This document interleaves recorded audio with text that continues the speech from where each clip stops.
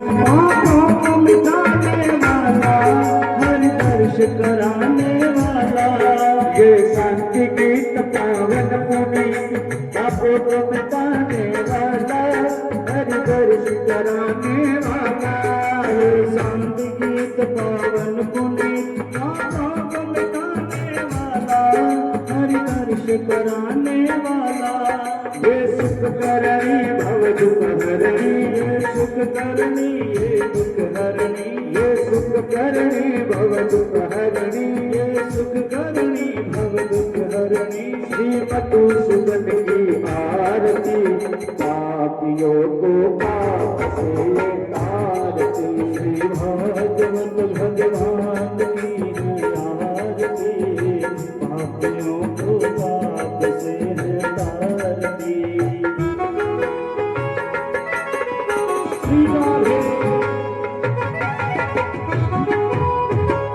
विना न पश्यन्ते सिद्धस्तान्तमीश्वरम्, वर्णानामर्थशङ्कानां रसानां छन्दसामपि, मङ्गलानां च कर्तारो वन्दे वाणि विनायको, नमो ब्रह्मण्य देवाय गो ब्रह्मण्य हिताय च, जगद्धिताय कृष्णाय गोविन्दाय नमो नमः, सच्चिदानन्द रूपाय विश्वोत्पत्त्यादि हेतवे, तापत्रय विनाशाय श्रीकृष्णाय वयं नमः। रामाय रामभद्राय रामचन्द्राय वेदसे, रघुनाथाय नाथाय सीताय पतये नमः। अतुलितबलधामं हेमशैलाभदेहं,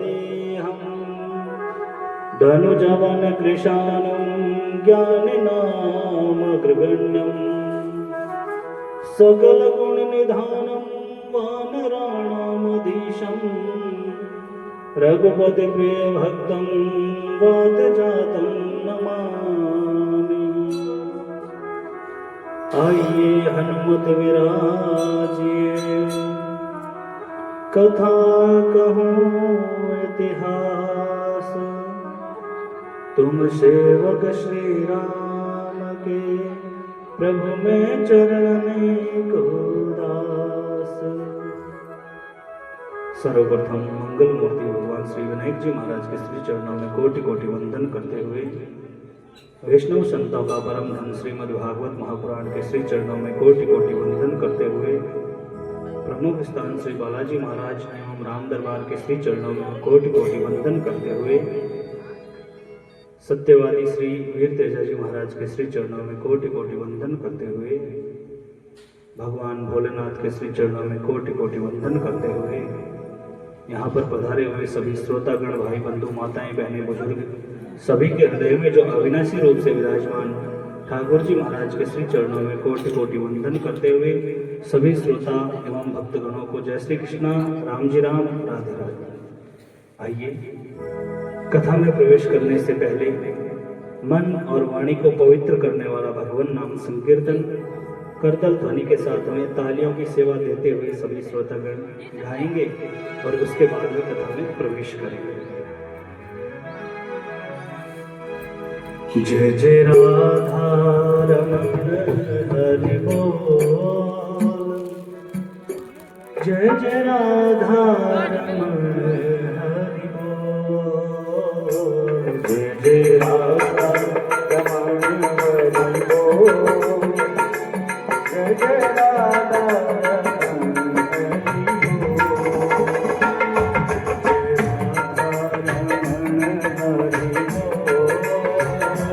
जय राधा रमण हरि बोल, जय जय राधा रमण हरि बोल।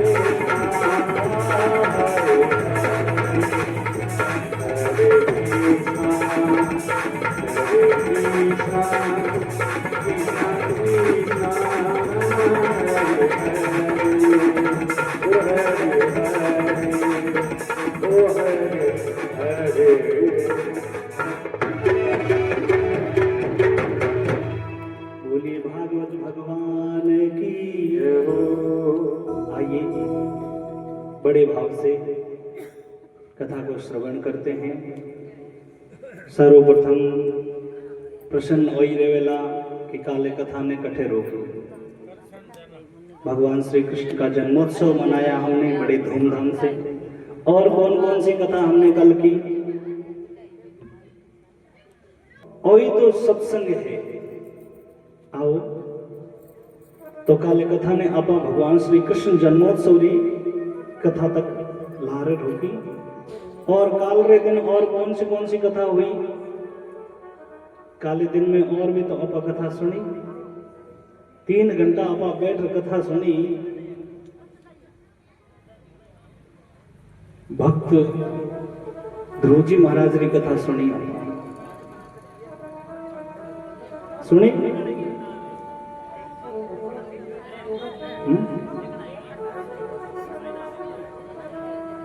बताओ तो, ध्रुव जी महाराज की कथा तो सुनी आपा काल के दिन। और कौन सी? भक्त प्रहलाद जी की कथा सुनी, जिठे भगवान नरसिंह अवतार लियो और हिरण्यकश्यप ने मारियो। और कौन सी कथा सुनी? अजामिल, जो जाति से ब्राह्मण लेकिन उसके कर्महीन हो गए, वो डाकू बन गया, डाकू अजामिल बन गया। उनके ऊपर संतों की कृपा हुई, जिससे उसने अंत समय में अपने पुत्र नारायण का तो नाम लिया, अपने बेटे का नाम नारायण रखा, तो उसका उद्धार हो गया। और देवताओं के कल्याण के लिए, देवताओं को स्वर्ग का राज वापस दिलाने के लिए भगवान ने वामन रूप अवतार धारण किया। वामन भगवान की कथा सुनी और राजा बलि को पाताल का राज दिया। और भगवान ने वहां पर 4 महीने तक रुके और मां लक्ष्मी गई और राजा बलि को भाई बनाया और भगवान को वैकुंठ धाम लेकर आए। फिर हमने भगवान श्री कृष्ण का जन्मोत्सव मनाया। और अब भगवान श्री कृष्ण ने यहां पर अवतार लिया। वासुदेव जी भगवान श्री कृष्ण को टोकरी में उठाए, अपने शीश पर धरा का हाथों के। जैसे ही भगवान को अपने शीश पर धरे, वासुदेव जी के हाथों की बेड़ियां खुल गई महाराज। और जैसे ही वासुदेव जी ने अगला कदम धरा तो पैरों की बेड़ियां खुल गई। और तीसरा कदम धरते ही जेल के सातों दरवाजे खुल गए महाराज। वासुदेव जी ने भगवान को अपने शीश पर धरते ही महाराज वासुदेव जी के बंधन खुलने लगे। पहला कदम धरा, हाथों की बेड़ियां खुल गई। दूसरा कदम धरा, पैरों की बेड़ियां खुल गई। और तीसरा कदम धरते ही जेल के जो 7 दरवाजे थे, उनके ताले टूटकर नीचे गिर गए। और महाराज दरवाजे अपने आप खुलने लगे और वासुदेव जी मथुरा से बाहर आए। और रात्रि का समय था। सामने स्वागत के लिए यमुना जी, कल कल करती हुई नदी। बड़े भाग्यशाली है महाराज जी यमुना जी। यमुना जी ने मन में विचार किया कि आज मेरे भाग खुल गए, भगवान आए। भगवान के स्वागत के लिए यमुना जी नृत्य कर रही है महाराज। यमुना जी का जल स्तर बढ़ गया और ऊपर से इंद्र भगवान हल्की हल्की फुहारों से वर्षात कर रहे हैं। शेषनाग भगवान की सेवा में आए और उनके ऊपर छत्र छाया की।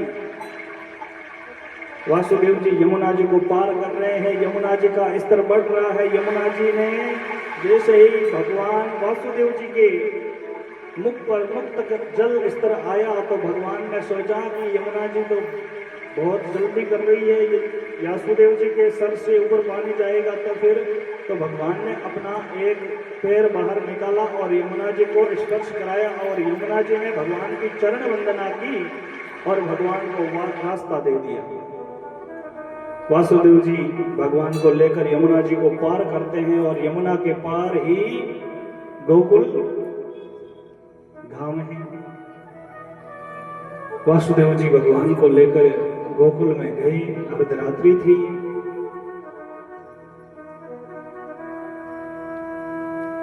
वासुदेव जी नंद बाबा के महल में जाते हैं और वहां पर वासुदेव जी की दूसरी पत्नी रोहिणी उनके पास में बलराम जी सो रहे हैं। सबसे पहले शेषनाग भगवान ने अवतार लिया और यशोदा के पास में महामाया ने अवतार लिया। एक छोटी सी बालिका यशोदा के पास में सोई हुई थी। वासुदेव जी गए, माया को किनारे रखा, किनारे बिठाया, भगवान श्री कृष्ण को माँ यशोदा के पास में सुला दिया और चद्दर से ढक दिया।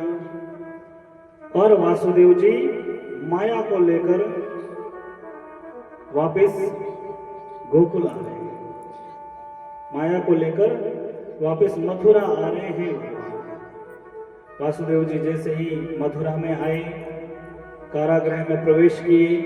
जैसे ही कारागृह में प्रवेश, जेल के अंदर आए, जेल के सातों दरवाजे बंद हो गए और वासुदेव जी ने माया को देवकी के हाथ में दिया।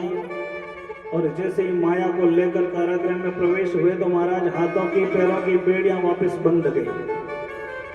कहने का मतलब है कि ये जीव जब भगवान को अपने मस्तक पर रखता है, भगवान का नाम अपने मुख में लेता है, तब बंधनों से मुक्त हो जाता है। और जैसे ही माया के वियोग में आता है, माया के पास आता है, तब वापस बंधन में बंध जाता है। वासुदेव जी माया को लेकर आए और सारे बंधन वापस लग गए। हाथों में बेड़ियां लग गई, पैरों में बेड़ियां लग गई, जेल के सातों दरवाजे बंद हो गए। ये माया ही तो बंधन का कारण है। अब महाराज सुबह का समय हुआ।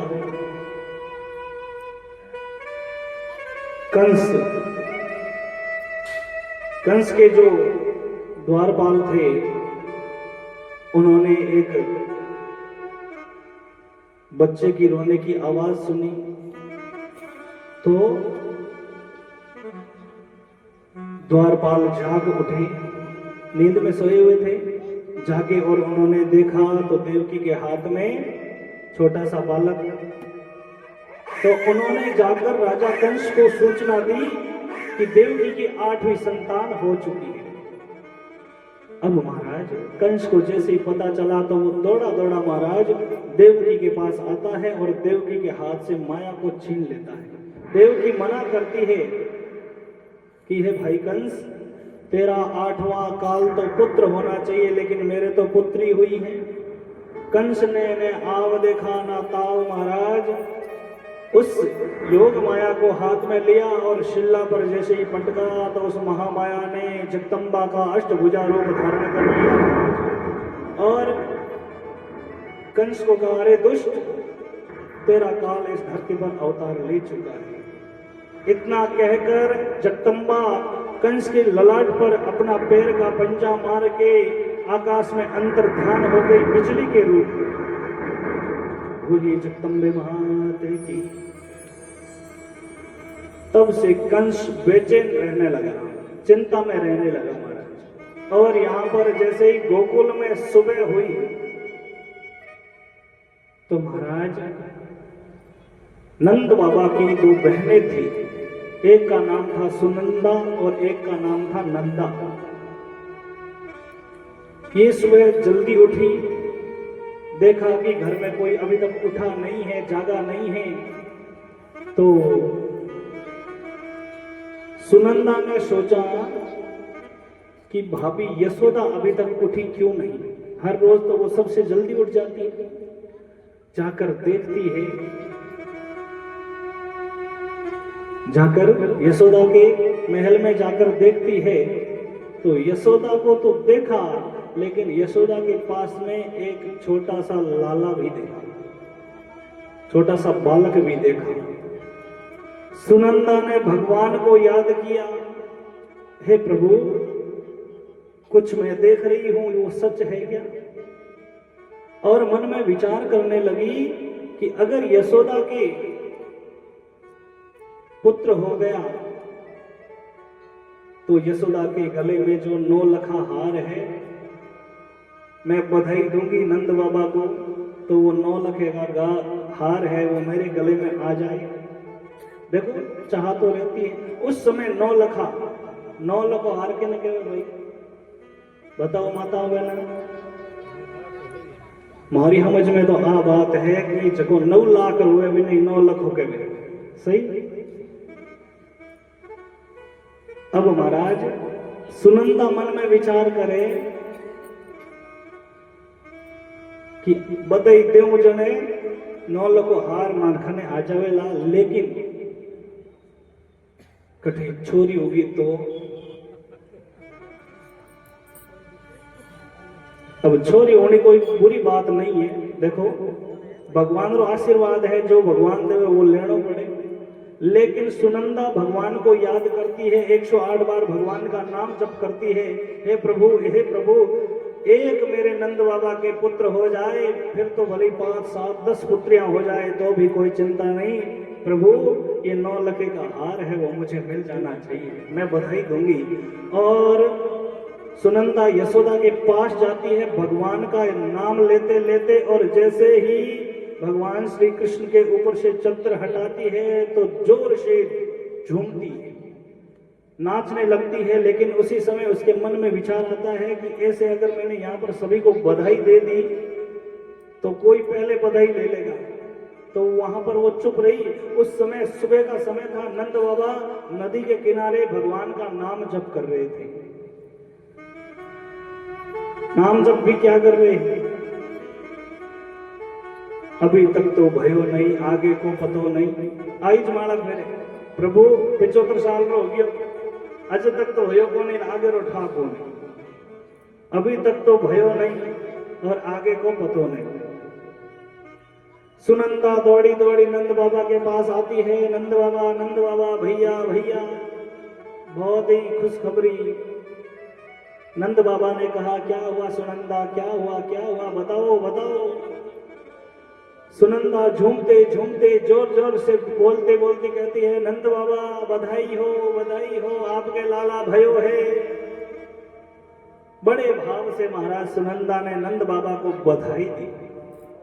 सुनंदा जैसे ही भगवान नंद बाबा को बधाई देती है, नंद बाबा बड़े प्रसन्न होते हैं, सबसे पहले भगवान को ही ध्यान देते हैं, प्रभु ये तो सब आपकी कृपा है, आपकी कृपा के बिना कुछ भी संभव नहीं है। नंद बाबा ने यमुना जी में 108 बार डुबकी लगाई महाराज, और डुबकी लगाकर बाहर आए। जो ब्रिजवासी थे नंद बाबा के जो साथ में, नंद बाबा कहते हैं का चला हट के मुंडो देखो।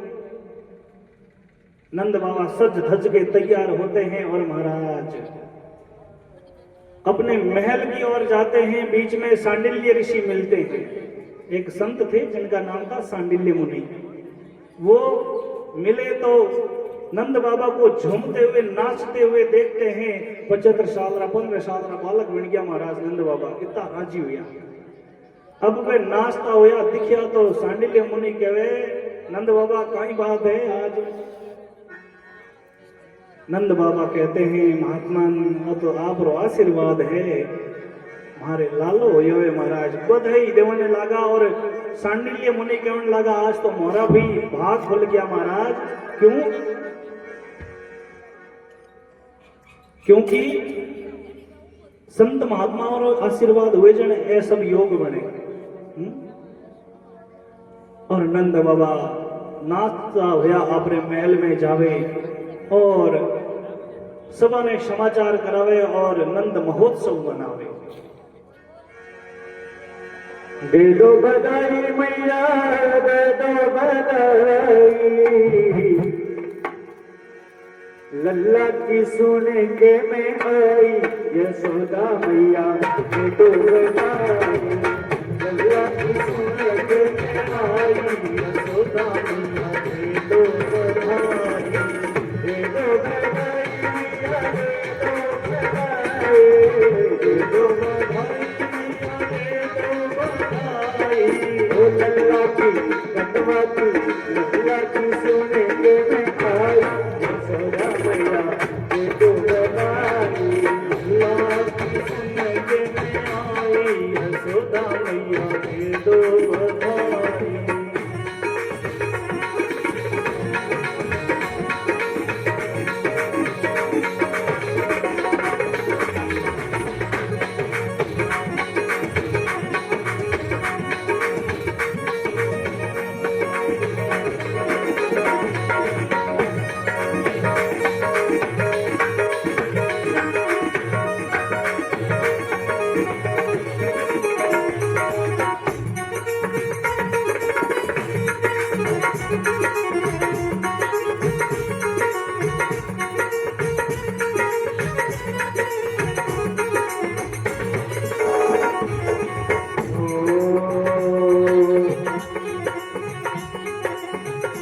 बिलों की मैया बिटिया बिलोगे, बिलों की मैया बिटिया बिलोगी, बिलों की मैया बिटिया बिलोगी, रेशम की लोगी रजाई, यशोदा मैया ये दो बनाई, यशोदा मैया ये दो बनाई।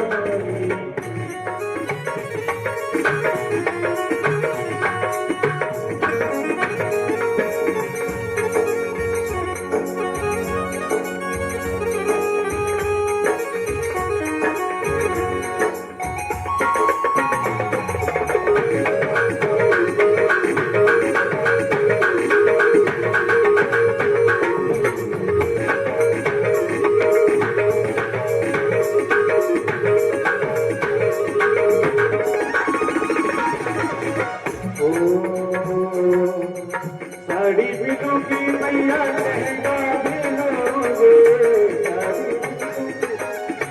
लहंगा बिलोगी, धोती बिलोगी मैया कुर्ता बिलोगी, बजरी की होगी चढ़ाई, यशोदा मैया ये दो बनाई, लल्ला जन्म सुनी आई, यशोदा मैया ये दो बनाई।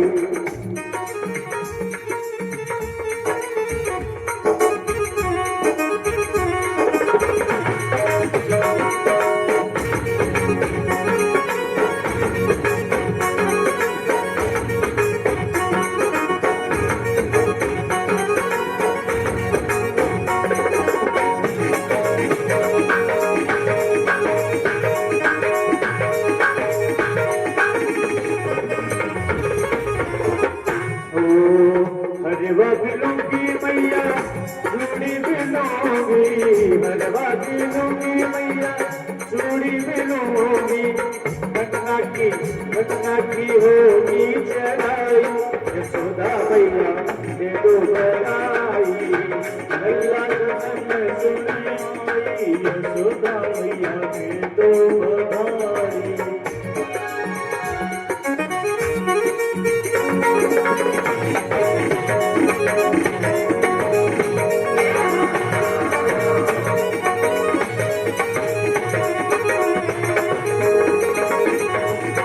चंद्रशकी भजी बाल कृष्ण छवि, चंद्रशकी भजी बाल कृष्ण छवि, नित नित जाओ बलिहारी, यशोदा मैया ये दो बनाई, लल्ला जन्म सुनी आई, यशोदा मैया ये दो बनाई, जुग जुग जाओ रे यशोदा मैया तेरा नंदना, जुग जुग जाओ रे यशोदा मैया तेरा नंदना, तेरा नंदना हो मैया तेरा नंदना, तेरा नंदना हो मैया तेरा नंदना, जुग जुग जियो रे यशोदा मैया तेरा नंदना, मैया तेरा नंदना, मैया तेरा नंदना।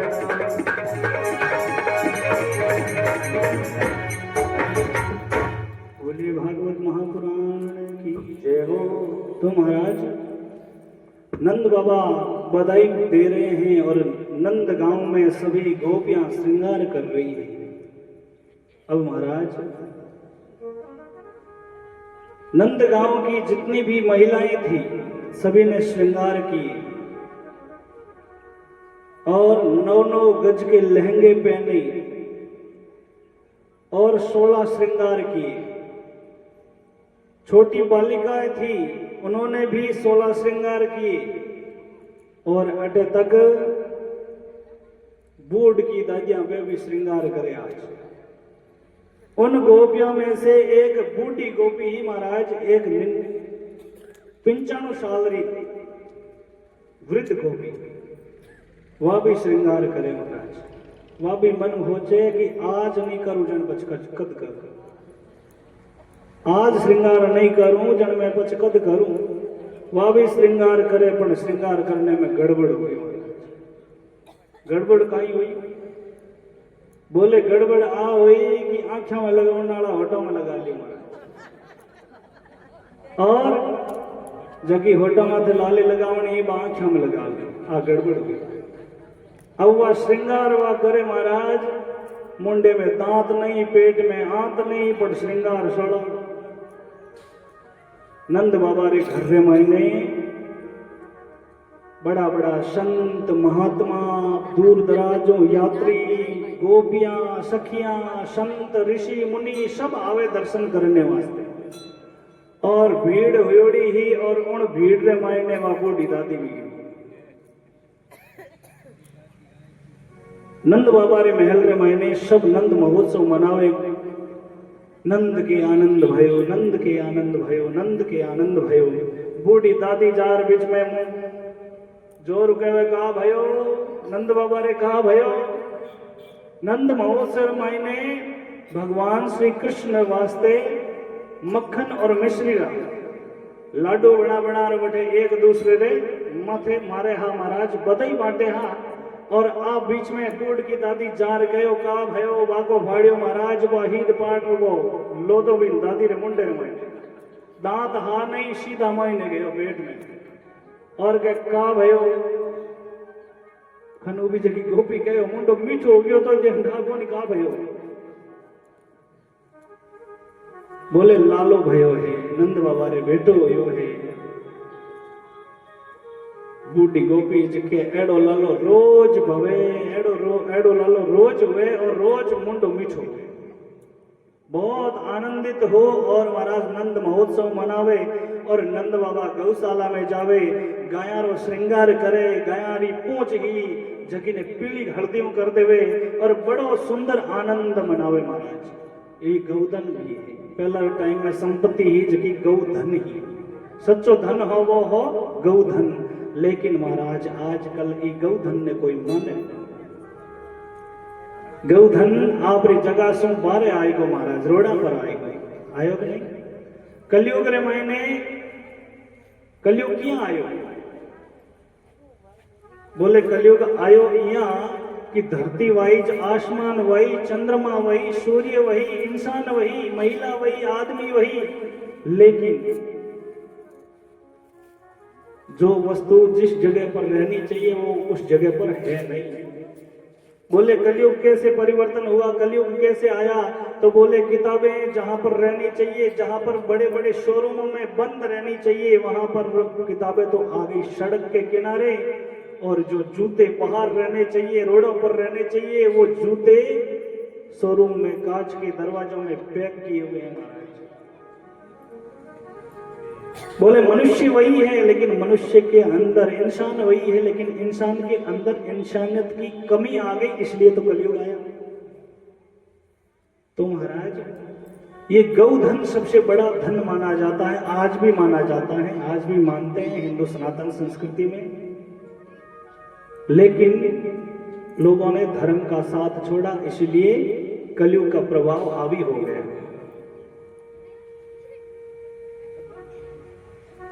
गर्ग संहिता में एक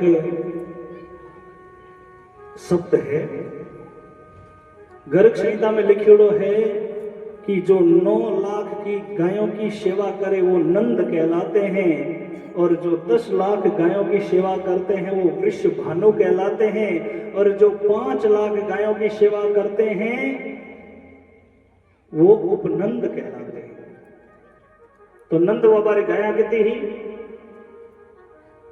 9 लाख, नंद बाबा रे गाया 9 लाख ही। अब विचार करो महाराज, जो 9 लाख गायों की सेवा करे तो मेरे ख्याल कितो धन होतो वेलो। और माखन मिश्री की तो कोई कमी नहीं, माखन की तो मटकियां भरी जाती बनता ही, 1 नहीं 2 नहीं 10 नहीं हजारों नहीं सैकड़ों। अब 9 लाख गाया हो जन कितो दिनों हुए बताओ। लेकिन महाराज सभी ने अपनी अपनी लाज शर्म इंसानियत छोड़ी, इसीलिए कलयुग का प्रभाव आ गया। नंद बाबा ने गायों को बहुत महत्व दिया और भगवान ने भी वहां पर अवतार किया। बड़े धूमधाम से नंद महोत्सव मनाया गया। नंद बाबा ने गायों का दान किया, गौदान भी सबसे बड़ा दान बताया गया है। और माँ यशोदा ने तो दोनों हाथों से हीरे पन्ने लुटाए, बधाई में बांट दिए, आया उसको भी दान दिया। छोटे बड़े को, साधु संत को, सभी को बड़े धूमधाम से। और महाराज नंद बाबा रे महल रे मायने जगह कम पड़ गई, लेकिन जगह कम पड़ी है नंद बाबा रो मन तो मोटो है ना। नंद बाबा ने बाहर नगर में व्यवस्था करवा दी और सभी को अन्न धन गौदान देकर सबको बधाई बांटी है। और महाराज बड़े भाव से नंद महोत्सव मनाया गया। और यहाँ पर कैलाश पर्वत पर विराजमान भगवान भोलेनाथ ने अपने इष्ट देव का ध्यान किया, भगवान श्री नारायण का। तो महाराज उन्होंने भगवान का एक बड़ा ही सुंदर स्वरूप देखा। नंद बाबा के वहां भगवान छोटे से बनकर आए। तो उनके मन में विचार आया कि मेरे इष्ट देव ने तो एक बड़ी सुंदर लीला प्रारंभ की है, उन्होंने तो एक बड़ा ही सुंदर अवतार लिया है, इसलिए मैं उनके जाकर दर्शन करूं। भगवान भोलेनाथ के इष्ट देव हैं विष्णु भगवान। तो उन्होंने विचार किया, लेकिन विचार किया तो क्या, उनके मन में विचार आया कि मैं अगर इस भेष में जाऊंगा तो मैं पकड़ा जाऊंगा। अगर मैं शिव जी हंजू जाऊंगा तो सब लोग महाराज दर्शन करेला, मैं तो बट तक पहुंच नहीं पाऊंगा। तो भगवान भोलेनाथ ने एक बड़ा ही सुंदर, एक अजीब रूप बनाया, एक जोगी का भेष बनाया, लेकिन गले में सर्प था, वो वैसे के वैसे। माथे में मुकुट था, उसमें भी सर्प बंधा हुआ, कानों में कुंडल बिच्छू। भगवान भोलेनाथ ने जोगी का रूप धारण करके नंद बाबा के गांव में आए, गोकुल में आए। और नंद बाबा के घर के आगे आकर कहा, सीताराम। अब माँ यशोदा कुछ कामों में लगी हुई थी, लेकिन माँ यशोदा की एक दासी थी। वो दासी बाहर आकर देखती है कि बाहर कोई संत आए हैं, उनको भिक्षा देनी है। तो माँ यशोदा को जाकर कहा कि बाहर कोई संत महात्मा आए, उनको बधाई देनी है, क्योंकि सभी को दे रहे हैं तो महादेव जी को भी देनी है। दासी भिक्षा लेकर आती हैं, लेकिन महादेव जी कहते हैं मैं भिक्षा के लिए नहीं आया। दासी ने कहा फिर? बोले यहाँ पर नंद बाबा के जो पुत्र हुआ है, नंद बाबा का जो लाला हुआ है, उसके दर्शन करने के लिए आऊं, मैं भिक्षा के लिए नहीं। दासी ने जाकर माँ यशोदा को कहा कि मैया बाहर तो कोई संत आए हैं, उनके सामने मैं भिक्षा लेकर गई, लेकिन उन्होंने मना कर दी।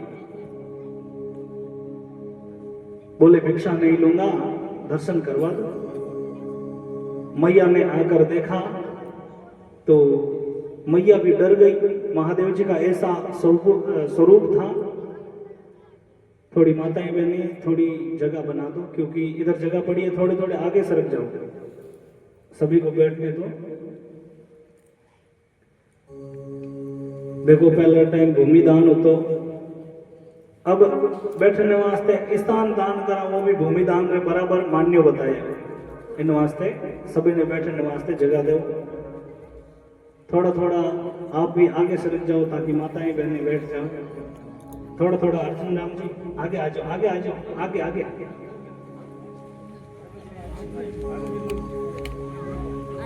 आगे बढ़ना सीखो, लारे बाबा घर नहीं जाओ। थोड़ा थोड़ा आगे सरको ताकि सब आराम से बैठ जाए। और जो बाल बच्चा है भी निवेदन है कि हतई ना कर, कथा सुनो। हतई तो रोज ना करा, घर जार कर ले। तो भगवान भोलेनाथ भगवान श्री कृष्ण के दर्शन करने के लिए आए।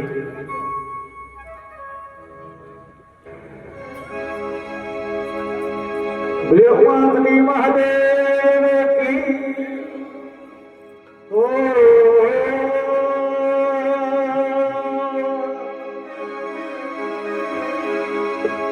ऊंचे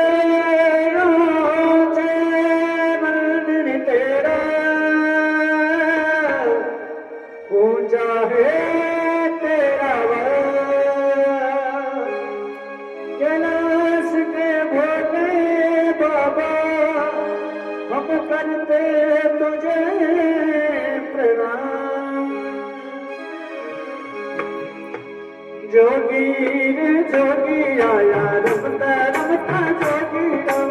जोगी रे जोगी आया, रमता रमता जोगी आया। जोगी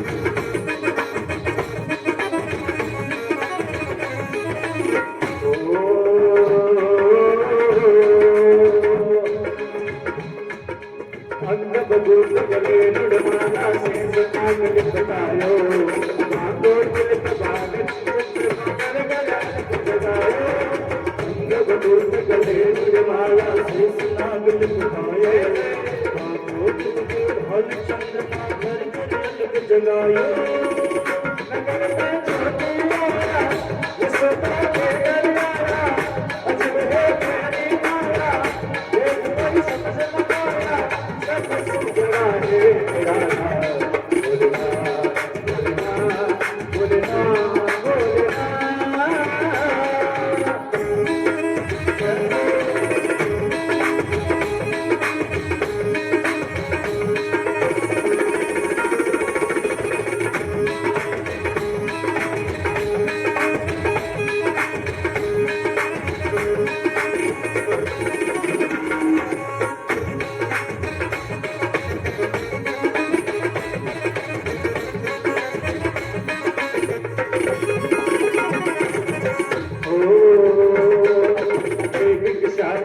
नंदरानी कंचन लाल चढ़ायो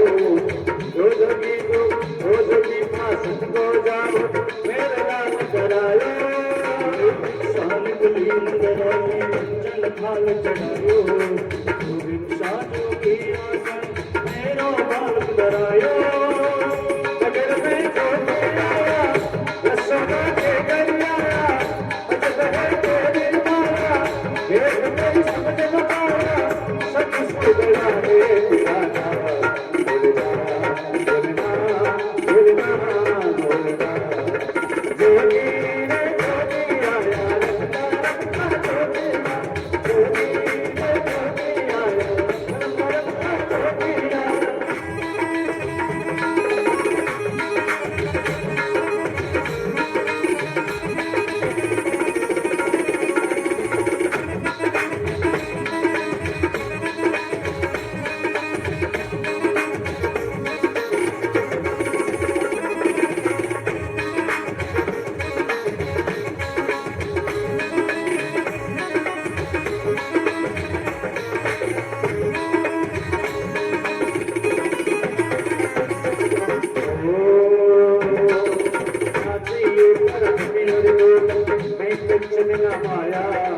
अपने लाल का दर्श कराते मैं दर्शन में आया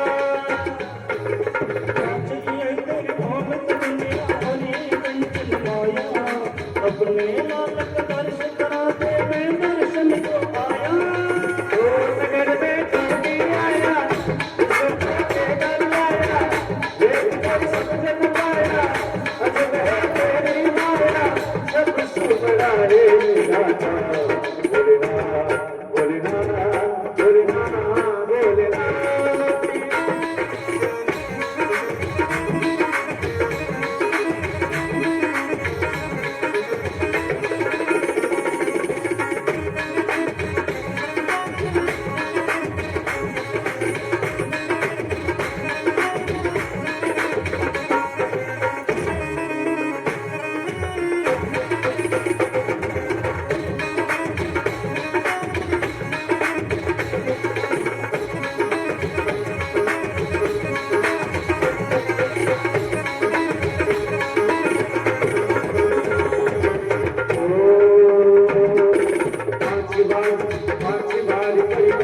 करके सिद्धि नाग बजायो सूर्यदास बलिहारी कन्हैया बार परिक्रमा करके सिद्धि नाग बजायो सूर्यदास बलिहारी कन्हैया जुग जुग जी तेरे लाला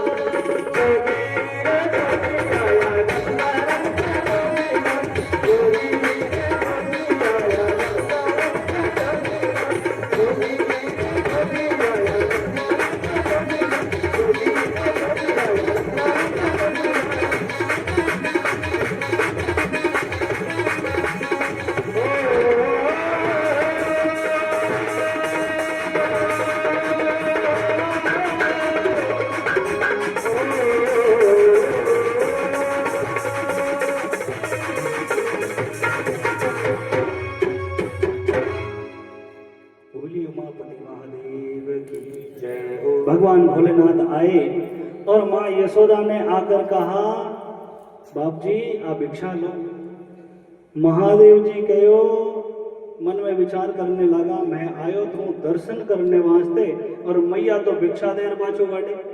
यार भिक्षा खाने ने कहा कि मैया मैं भिक्षा के लिए नहीं आया। मैया ने कहा फिर? महादेव जी कहने लगे जो आपका पुत्र हुआ है उसके दर्शन करवा दीजिए। मैं दर्शन के लिए आया हूं, मैं कोई भिक्षा के लिए थोड़ी आया। मैया ने सोचा महादेव जी संत जो महात्मा हैं ये संकोच के मारे नहीं कह रहे हैं, शायद भिक्षा कम होगी। मैया यशोदा अंदर जाती है और भिक्षा लेकर आती है। हीरे पन्ने ज्वारत सोने चांदी के थाल में जड़े हुए हीरे पन्ने भर कर लाकर महादेव जी को देती है और कहा देखो महादेव जी, देखो महात्मा भिक्षा कम है तो और ले लो, पर लाले दर्शन को नहीं करूंगा। महादेव जी कहने लगे क्या हुआ, क्यों नहीं? दर्शन करने के लिए तो मैं आया हूं, सब तो कर रहे हैं, मैं क्यों नहीं? बोले बाप जी थारो रूप है जो डरावड़ो घणो है, मने डर लागे जो मारे बेटे ने तो वो डर जाई, थारी नजर बड़ लाग जाई। महादेव जी के अवल्लो नजर लाग गई, वो तो काल रो भी काल है, ब्रह्म रो भी ब्रह्म है, वो तो परमात्मा है, विन्ने तो किन्नी नजर लाग जाए। मैया दर्शन करवा दे, मैं दर्शन करिया बिना जाऊंगी। मैया कहे मैं दर्शन कराऊंगी। अब महाराज हट हो गई, जिद हो गई, और शास्त्रों में तो जिद 3 प्रकार की बताई, हट 3 प्रकार रो बतायो है। एक तो बाल हट, एक स्त्री हट, एक जोग हट। सबसे ऊंचो हट है वो है जोग हट। बाल हट बिने कहे अगर कोई छोटो टाबर जिद कर लेवे कि मने वह वस्तु चाहिए जड़ तक नहीं लावा, वो रूस ना करता नहीं रहे, तो ओ हुयो बाल हट। एक स्त्री हट बहुत होते हम जो मैं क्या भगवान क्योंकि मान कथा करनी, काले काले और कथा करनी। तो दूसरो हट बतायो स्त्री हट, और तीसरो बतायो है जोग हट। और सबसे उत्तम है जोग हट में कहीं है जो संत महात्मा है ये सब वो हट करते हैं। जोग हट कि जब तक प्रभु नहीं मिलेंगे, जब तक भगवान के दर्शन नहीं होंगे, जब तक हमारे जीव का कल्याण नहीं होगा, तब तक हम भक्ति करते रहेंगे। ये जोग हट है। और जिसने ये हट किया है उनको भगवान के दर्शन हुए हैं। चाहे आप वेद पुराण शास्त्र ग्रंथ उठाकर देख लीजिए, ध्रुव जी महाराज को भगवान मिले, उन्होंने हट किया, उन्होंने जिद किया कि मुझे भगवान मिले। प्रहलाद जी ने भी हट किया, जिद किया कि प्रभु मिले, प्रभु मिलेंगे, आज नहीं तो कल मिलेंगे। लेकिन महाराज भगवान तो मिलेंगे कल, लेकिन अगर मन में होगा छल तो भगवान कैसे मिलेंगे बताओ? मन में होगा छल तो समस्याओं का कैसे होगा हल? महादेव जी ने मंदिर में जावा, रोज ना चढ़ावा जल, लेकिन मन को साफ रखना पड़ेगा। अरे महाराज हम खुद बैठते हैं कहीं पर तो वहां की जगह को साफ करके फिर बैठते हैं। यहाँ पर स्वच्छ जगह है, साफ जगह है, वहां पर बैठते हैं।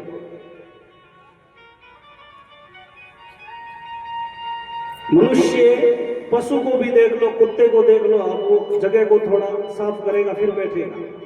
विचार करो वो पशु है, जानवर है, वो भी साफ जगह पर बैठना चाहता है, हम भी साफ जगह पर बैठना चाहते हैं। गंदी जगह पर हम बैठते नहीं।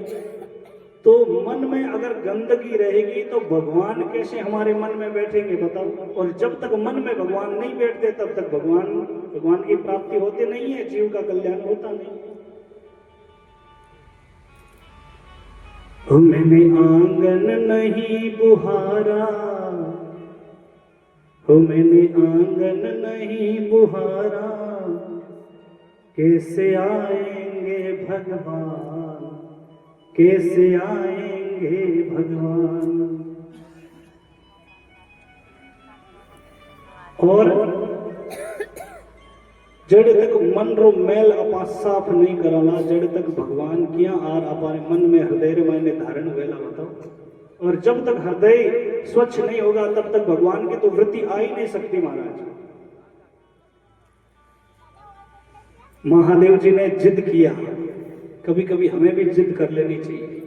कभी कभी जिद कर देखो तो सही कि जिद तक तो भगवान रा दर्शन नहीं हुए, जड़े तक तो मैं आप भक्ति छोड़ूंगा न टूटूंगो नहीं।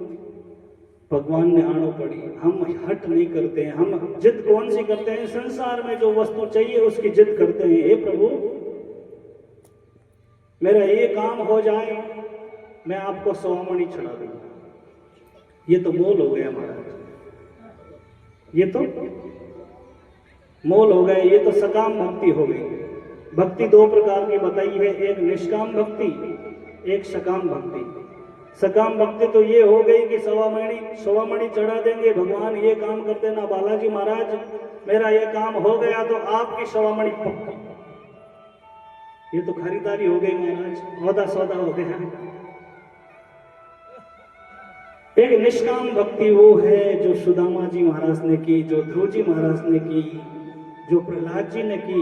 उनको कोई स्वार्थ नहीं था, उनके तो मन में भाव ये थे कि भगवान मिल जाए बस। और जब नारायण मिल जाए, भगवान मिल जाए तो कोई वस्तु की कमी रह सकती है? विचार करिए, भगवान खुद ही आ जावे तो सब काम तो मत ही हो जावे।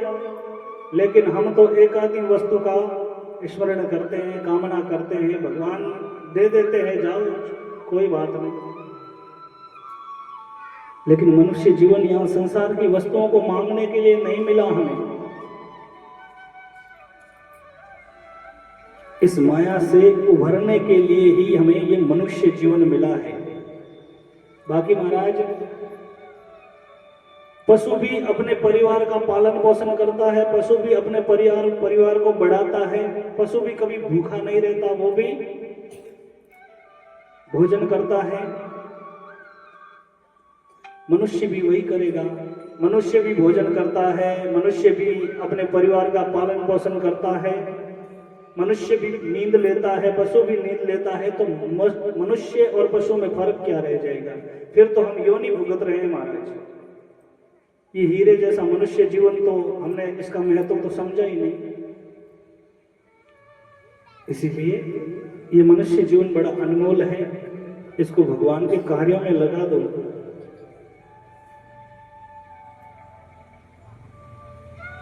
महादेव जी ने मैया को कहा, मैया मैं दर्शन करने के लिए आया हूं और मैं दर्शन किए बिना जाऊंगा नहीं। मैया ने कहा मैं दर्शन कराऊंगा नहीं, ये लास्ट बार बोल रही। महादेव जी ने कहा दर्शन तो करूंगा मैया, दर्शन नहीं करोगी तो मैं घर के सामने बैठ जाऊंगा नहीं। मैया ने कहा भले ही बैठो, मेरा क्या है, घर के सामने बैठ जाओ। महादेव जी ने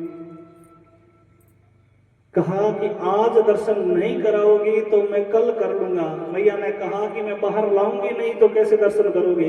महादेव जी ने कहा जब नामकरण संस्कार होगा तब दर्शन कर लूंगा। मैया ने कहा कि मैं नामकरण संस्कार घर के अंदर ही करवाऊंगी और आपको अंदर नहीं आने दूंगी, घर के अंदर ही करवाऊंगी जो करवाना है सब कुछ, नामकरण संस्कार वगैरह वगैरह।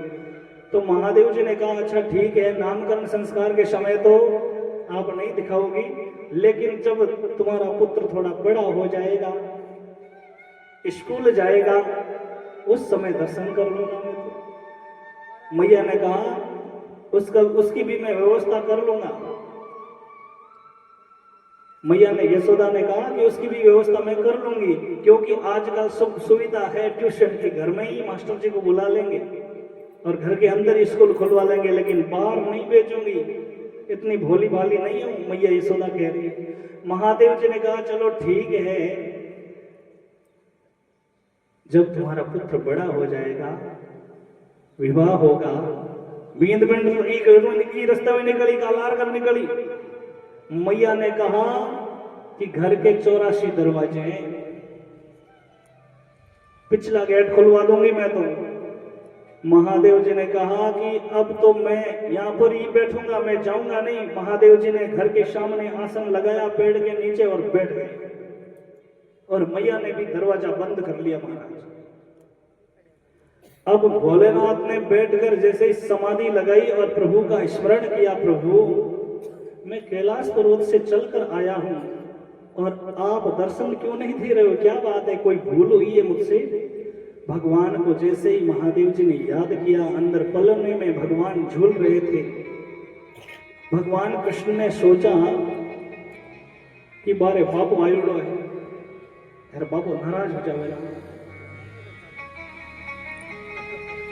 और कैलाश पर्वत में आयो है तो दर्शन देवनो मारो फर्ज है, पर मैं तो छोटो जाऊं किया पालने में होता हूँ, अबार वठ दौड़ जाऊं तो मैया समझेला भगवान, और भगवान हम जे जन अपारो कुल युग है जो थाने ठाई है, कोई देवता उगड़ जावे नहीं परिवार में तो आलो थर पे फेंको अगरबत्ती करी जय जगदीश हरे 2 मिनट तक अगरबत्ती करी, उनके बाद में एक छोटी सी कटोरी में 4 मिश्री का दाना रख भोग लगा दे, दरवाजा बंद कर दे, दिन भर मायने बंद रहो महाराज। आपा चावा नहीं, क्योंकि आपा देवता बन नहीं बेटो बन रहा जो मातृभाव और भक्तारू भाव लेने वास्ते आया। तो भगवान कृष्ण ने एक लीला की, कौन सी? भगवान धीरे धीरे रोवने लगा महाराज, रोवने लगा तो मैया यशोदा मन में विचार करियो मारे बेटे रे कोई नजर लाग गई या पेट दुखे, तो डॉक्टर बुलाया, औषधि देवन वाला बड़ा बड़ा औषधालय ने बुलाया, हकीम बुलाया, लेकिन महाराज ज्यों ज्यों समय बीते व्यों यों भगवान तो जोर जोर रोवे। मैया यशोदा ने सोचा कि नजर लग गई है पक्की। माँ यशोदा के पास में दासी थी, माँ यशोदा ने कहा कि मुझे लगता है वो जो बाबा आए थे ना वो उनकी नजर लग गई। दासी ने कहा वे बाप जी तो देखिए ही कौन नजर कटो लागी, ये बताइए कौन? नहीं मन लागे, नजर तो लागी है कि। यशोदा कहती है देख दासी बाहर जाकर देख वो बाबा है या फिर गया, अगर है तो उसको पूछ की नजर उतारनी आती है या झाड़ू वाड़ू लगाना आवेगी। तो दासी बाहर आकर देखती है महादेव जी भगवत नाम संकीर्तन कर रहे हैं, मन में ही अपने मुख को थोड़ा थोड़ा हिला रहे हैं और भगवान के नाम में आनंदित हो रही हैं। दासी ने देखा और बाबो तो टोना ठोठा करे और मुंडो हले। दासी दौड़ आर मां यशोदा ने कहे कि मैया बाबो बार बैठो तो है पर मेरो मुंडो हाल गयो, मन लागे वो की जादू टोनो करे। मैया यशोदा महादेव जी के पास में जाती है और कहती है महादेव जी महात्मा बाप जी झाड़ू वाड़ू देनो आवे, नजर उतारनी आवे। महादेव जी जो यशोदा की आवाज सुनी आंखें खोली और झट से बैठा हुआ बोलो कि नजर उतारनी आवे, झाड़ू देनो आवे। महादेव जी के कह देनो बताओ। बोले थे जगेरा दर्शन करने वास्ते है ना विरही देनो। महादेव जी के अवसर ठीक आयो, अब मौको है, आपा कहता आप काम ही हो ही जाए। महादेव जी कहे मैं तो रोज झाड़ा देवने रो काम करूं, मैं तो नजर ही उतारता फिर और मारे काम कहीं। तो मैया ने कहा कि यहीं से झाड़ा दे दो। महादेव जी कहे यूं कौन थे मैया तेरे पुत्र को मेरे पास लेकर आ और मेरे हाथ में दे, मैं उसको नजर उतारूंगा। मैया ने कहा ये बात नहीं, इतनी बात कौन तो इतनी बड़ी को झाड़ू तड़ के भी लागे फोन मात लागे फोन मात दे भी है आजकल झाड़ू। महादेव जी के वही तो घोड़ो में ही कौन झाड़ू कौन दे। महादेव जी ने हट कर ली महाराज। महादेव जी कहते हैं जब मेरे पास लेकर आएगी तभी मैं झाड़ा दूंगा। मैया यशोदा धीरे धीरे जाती है, मन तो मानता नहीं है लेकिन फिर भी जाती है। मैया यशोदा जाती है, भगवान को अपने गोद में लेती है पालने में से और भगवान को कपड़ों से ढक देती है। सिर्फ मुख और आंखें और हाथ इतना ही खुला रखती है, बाकी भगवान को पूरे कपड़ों से लपेट देती है, क्योंकि भगवान का सुंदर स्वरूप है नीलमणि। माथे पे मुकुट देख, माथे पे मुकुट देख, चंद्र की चटक देख, छवि की छटक देख, रूप रस कीजिए। भगवान श्री कृष्ण बड़ो सुंदर स्वरूप है, नीलमणि। भगवान रो रूप हो जो नीलो हो महाराज, क्योंकि वो तो भगवान है। मैया यशोदा अपने हाथों में भगवान को उठाकर अपने साड़ी के पल्लू से ढककर लेकर आती है, लेकिन दूर खड़ी रहती है, पास में नहीं लेकर आ रही। मैया कह रही है, महादेव जी वठे हुई झाड़ू नाको। महादेव जी कहे, थोड़ा पास में तो लेकर आओ, भगवान दर्शन के प्यासे हैं आज। भगवान कृष्ण रो रहे हैं, चुप नहीं है। अब महाराज माँ यशोदा धीरे धीरे डरती डरती धीरे धीरे डर लग रहा है महाराज, क्योंकि महादेव जी रो रूप हो जो बड़ो विकराल हो, जो की रूप तो धारण करियो पण पपुती उतारना भूल गया। ए पूरो शरीर जटा में पपुती लगेड़ी शमशाना रही और माथे मुकुट में एक गोगो जी फिरे और गले में सर्प, कानों में बिच्छू।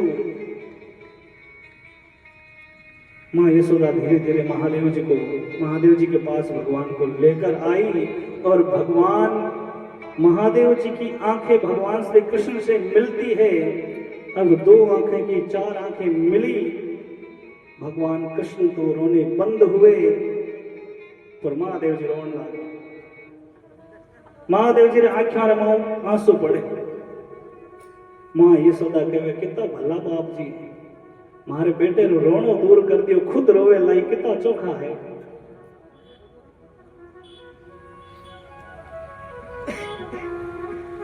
महादेव जी कहे, थारा लाले ने मारे हाथ में दे, फिर मैं झाड़ू दूं और कदई को नहीं रोवे। अगर तू मारे हाथ में दे दे वेला और कदई नहीं रोवे। मैया कहे, हाँ बाप जी इतनी बड़ी बोल है, झाड़ू तो अटवी दो। महादेव जी कहे, मैया यशोदा कहे, अब तुम्हारा रोनो बंद होएगा। लेकिन उन्हीं टाइम भगवान कृष्ण रोने लगे, क्योंकि भगवान कृष्ण को भी बड़ा आनंद आ रहा है महादेव जी के दर्शन करने में। और मैया अभी ये चुप रह गया, भगवान अभी चुप रह गए, तो भगवान समझ रहे हैं कि मुझे अंदर ले जाकर वापस सुला देंगे, इसलिए भगवान ने रोना प्रारंभ किया। भगवान महादेव ने कहा कि मैया एक बार मेरे हाथ में तो दे, ये कभी रोएगा ही नहीं, ये गारंटी है, 100% गारंटी है। अब महाराज भगवान कृष्ण को जैसे ही महादेव जी के हाथ में दिया, भगवान चुप हो गए। मैया यशोदा ने कहा कि अब तो चुप हो गए, अब वापस दे दो। भगवान शंकर बड़े प्रसन्न हुए कि आज जगत आधार जगदीश मेरे हाथों में है, जो जगत का पिता है वो आज भगवान भोलेनाथ के हाथ में है, मैया यशोदा के हाथ में है। क्योंकि भगवान भाव के हम प्रार्थना करते हैं कि त्वमेव माता च पिता त्वमेव बंधु च सखा त्वमेव विद्या ध्रुविणम त्वमेव सर्वम मम देव देव। भगवान को जिस भाव से हम भजेंगे उस भाव से भगवान हमारे पास आ जाते हैं। भगवान माता भी बन जाती हैं, भगवान पिता भी बन जाते हैं, भगवान भाई बन जाते हैं, भगवान मित्र बन जाते हैं, भगवान तो पुत्र भी बन जाते हैं। महाराज माँ यशोदा के बने विश्व की मोहमयी माया के असंख्य रूप दिखा गया कान्हा। विश्व की मोहमयी माया के असंख्य रूप दिखा गया कान्हा। कभी प्रेमी तो कभी गुरु, कभी सखा का धर्म निभा गया कान्हा। कभी प्रेमी कभी सखा तो कभी गुरु का धर्म निभा गया कान्हा। और रूप विराट धरा की धरा से तीनों लोक में छा गया कान्हा। और रूप किया इतना लघु कि यशोदा की गोद में आ गया कान्हा। रूप ही तो छोटो बनायो कि यशोदा गोद में भगवान खेल दिया है महाराज। ये भगवान की कृपा है, भगवान की दया है भक्तों पर, जब भगवान छोटा रूप धारण करके आ जाते हैं। अब महाराज महादेव जी के हाथ में भगवान आए, चुप हुए। मां यशोदा ने वापस ले ली भगवान को, और जैसे ही भगवान यशोदा की गोद में गए भगवान वापस रोने लगे। अब यशोदा की गोद में जाए तो भगवान रोए, और महादेव जी की गोद में आए तो भगवान चुप हो जाते हैं। ऐसा चलता रहा। उस समय मैया यशोदा ने कहा, आज म्हारे कानो डारे काई होयो, किण किणरी नजरा लागी हो।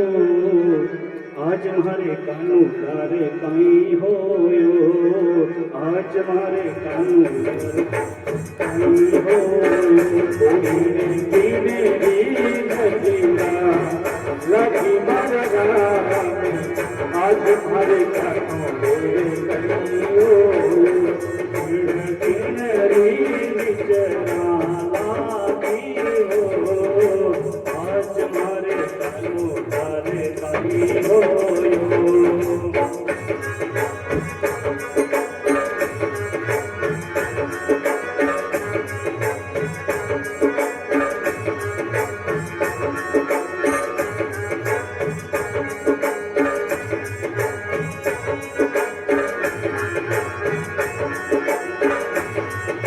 अरे लोहड़े युवारो मैं तो राई युवारो, लोहड़े युवारो मैं नीर जानवारो, लोहड़े युवारो मैं राई करारो, लोहड़े युवारो मैं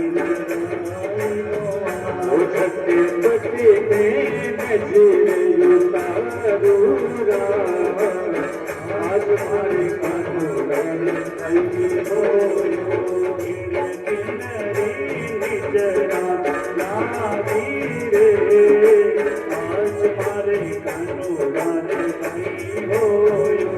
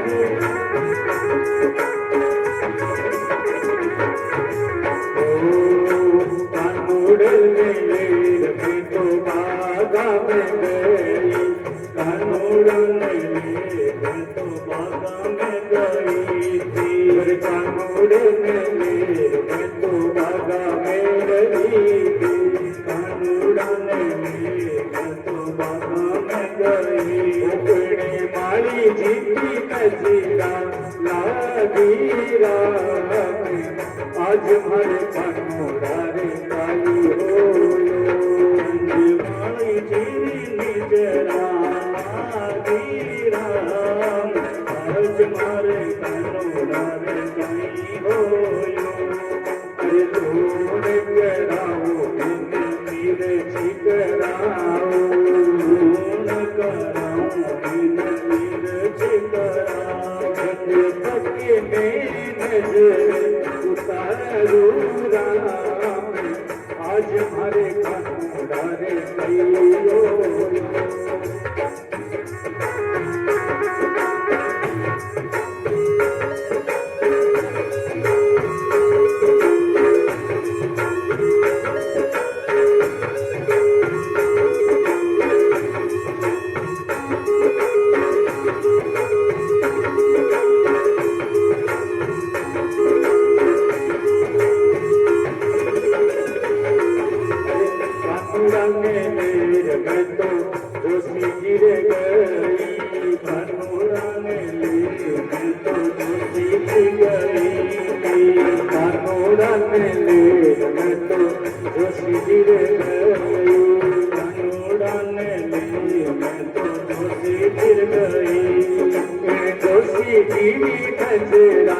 लागी मारा राम, आज हमारे कानू तारे कहीं होयो, खुशी निजरा लागी राम, आज हमारे कानू तारे कहीं होयो।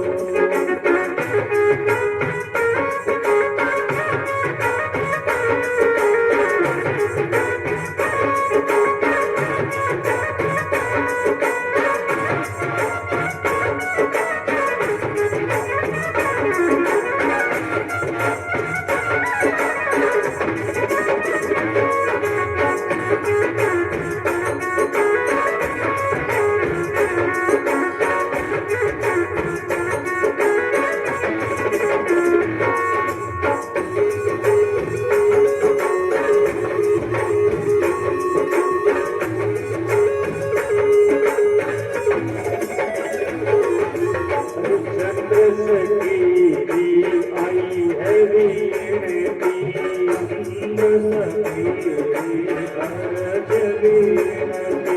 हर चक्र सखी हर जरी नदी मंत्र सखी हर जरी भव जल पार उतारो मारा राम आज हमारे कानोड़ा रे कई हो हरे भव जल पार राम आज हमारे कानोड़ा रे कई हो कीड़ी कीड़ी नजरा लागी राम आज हमारे कानोड़ा रे कई हो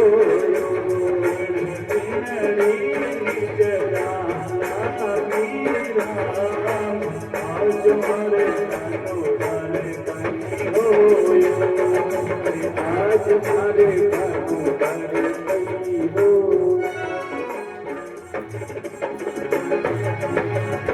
बोलिए बाल कृष्ण भगवान की जय हो।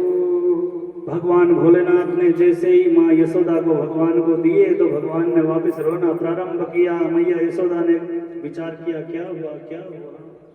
महादेव जी कहने लगे मैया एक बार तो मेरे हाथ में दे तो सही कुछ देर के लिए, गारंटी है ये कभी रोएगा नहीं।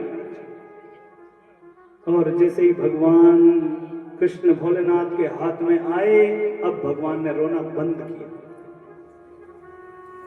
और भगवान कृष्ण को लेकर भगवान भोलेनाथ इतने भावुक हुए समाधि लग गई, चरणों को पखार रहे हैं भगवान भोलेनाथ। और भगवान भोलेनाथ के ऊपर मुकुट में जो शेषनाग है, जो गले में सांप है, जो गले में नाग है, वो सोच रहा है कि मेरे खुल गए भाग, आज नहीं चरण छूंगा भगवान के तो कब छूंगा। और ये शेषनाग जैसे ही महादेव जी के शीश से गले से उतरकर भगवान कृष्ण के चरणों को छूने लगा तब मैया यशोदा ने कहा बाबा बाबा बाबा ये सर्प, ये नाग तुम्हारा, ये मेरे बच्चे को डस देगा। उसी समय मैया ने भगवान के हाथ से भगवान को ले लिया और भगवान भोलेनाथ नाचते हुए झूमते हुए भगवान का स्मरण करते हुए वापस रवाना होने लगे। उस समय मैया ने कहा कि महादेव जी कोई ऐसा उपाय कर दो कि मेरा पुत्र कभी रोए ना, कभी इसको नजर ना लगे। तब महादेव जी ने कहा कि मैया मेरे अनुसार जो मैं उपाय बताऊंगा वो उपाय करोगी तो तुम्हारा पुत्र कभी रोएगा नहीं। ये एक युक्ति थी महाराज। महादेव जी ने कहा कि ये उपाय वो है कि ये जो आसन लगा है यहाँ पर मेरा एक मंदिर बना देना, भोलेनाथ जी का मंदिर बना देना। और नंद बाबा ने भोलेनाथ जी का जो मंदिर बनाया उसका नाम नंदेश्वर महादेव नाम पड़ा। आज भी गोकुल में नंदेश्वर महादेव नाम है। भोले नंदेश्वर भगवान की। भगवान भोलेनाथ की एक युक्ति थी कि घर के सामने मंदिर बन जाएगा तो ये कन्हैया रोज मेरे से मिलेगा, इससे मेरे प्रभु मुझे रोज मिलते रहेंगे। और भगवान कैलाश धाम यहाँ पर कंस बैठा विचार कर रहा है कि मेरे काल ने जन्म तो लिया लेकिन लिया कहां। उसी समय कंस की एक गण में राक्षस थी जिसका नाम था पूतना। ये पूतना पिछले जन्म में राजा बलि की बेटी थी जिसका नाम था रत्नमाला। इसके मन में भाव आया कि अगर ऐसा मेरा भी बेटा हो तो मैं भी कितनी भाग्यशाली हूं। लेकिन भगवान कहते इतने तुम्हारे अच्छे कर्म नहीं है, लेकिन मेरे दर्शन हुए तो इसका भी फल तुझे मिलेगा। मैं पुत्र बनकर तो नहीं आऊंगा लेकिन तेरा ये मनोरथ जरूर पूर्ण करूंगा। और ये पूतना कंस के पास आती है। कंस ने कहा कि जितने भी छोटे छोटे बच्चे हैं गोकुल में उनको खा जाओ। पूतना कंस का आदेश मानकर वहां से आती है और गोकुल में प्रवेश करती है। लेकिन तभी उसके मन में विचार आता है कि मैं इस राक्षसी शरीर में जाऊंगी तो मुझे वो बच्चा कहीं मिलेगा नहीं।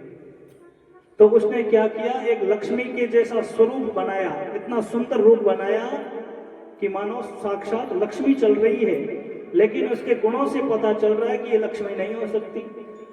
पूतना नंद गांव में जाती है, नंद बाबा के घर के आगे से निकलती है तो उसे पता चलता है कि यहाँ पर कोई पुत्र हुआ है, क्योंकि यहाँ पर तो बधाइयां बन रही है, यहाँ पर तो भीड़ लगी है, लाइन लगी है।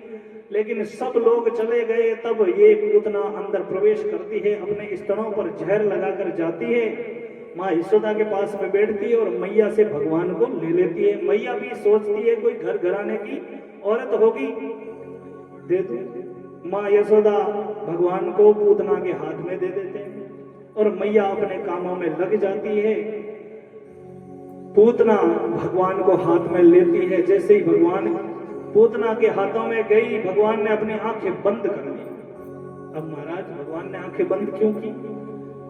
क्योंकि भगवान को पता है कि पूतना बहुत बड़ी राक्षस है, ये पापिनी है बहुत, और पापियों का मुख भगवान देखते नहीं, ना भगवान दर्शन देते हैं, लेकिन इस पर तो कृपा हो गई। जिस समय राजा बलि को भगवान नारायण ने पाताल में भेजा, उस समय इसका भाव बदल गया कि ऐसे छलिया को तो जहर देकर मार देना चाहिए।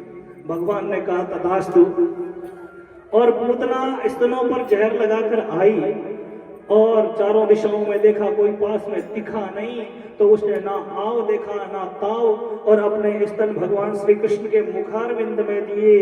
लेकिन भगवान कृष्ण भोलेनाथ को याद करते हैं, प्रभु मैंने तो यहाँ पर अवतार लिया है माखन मिश्री खाने के लिए, दूध दही घी मक्खन खाने के लिए, लेकिन ये तो मेरे जन्म लेते ये पूतना बड़ भागिन आ गई जहर लेकर। और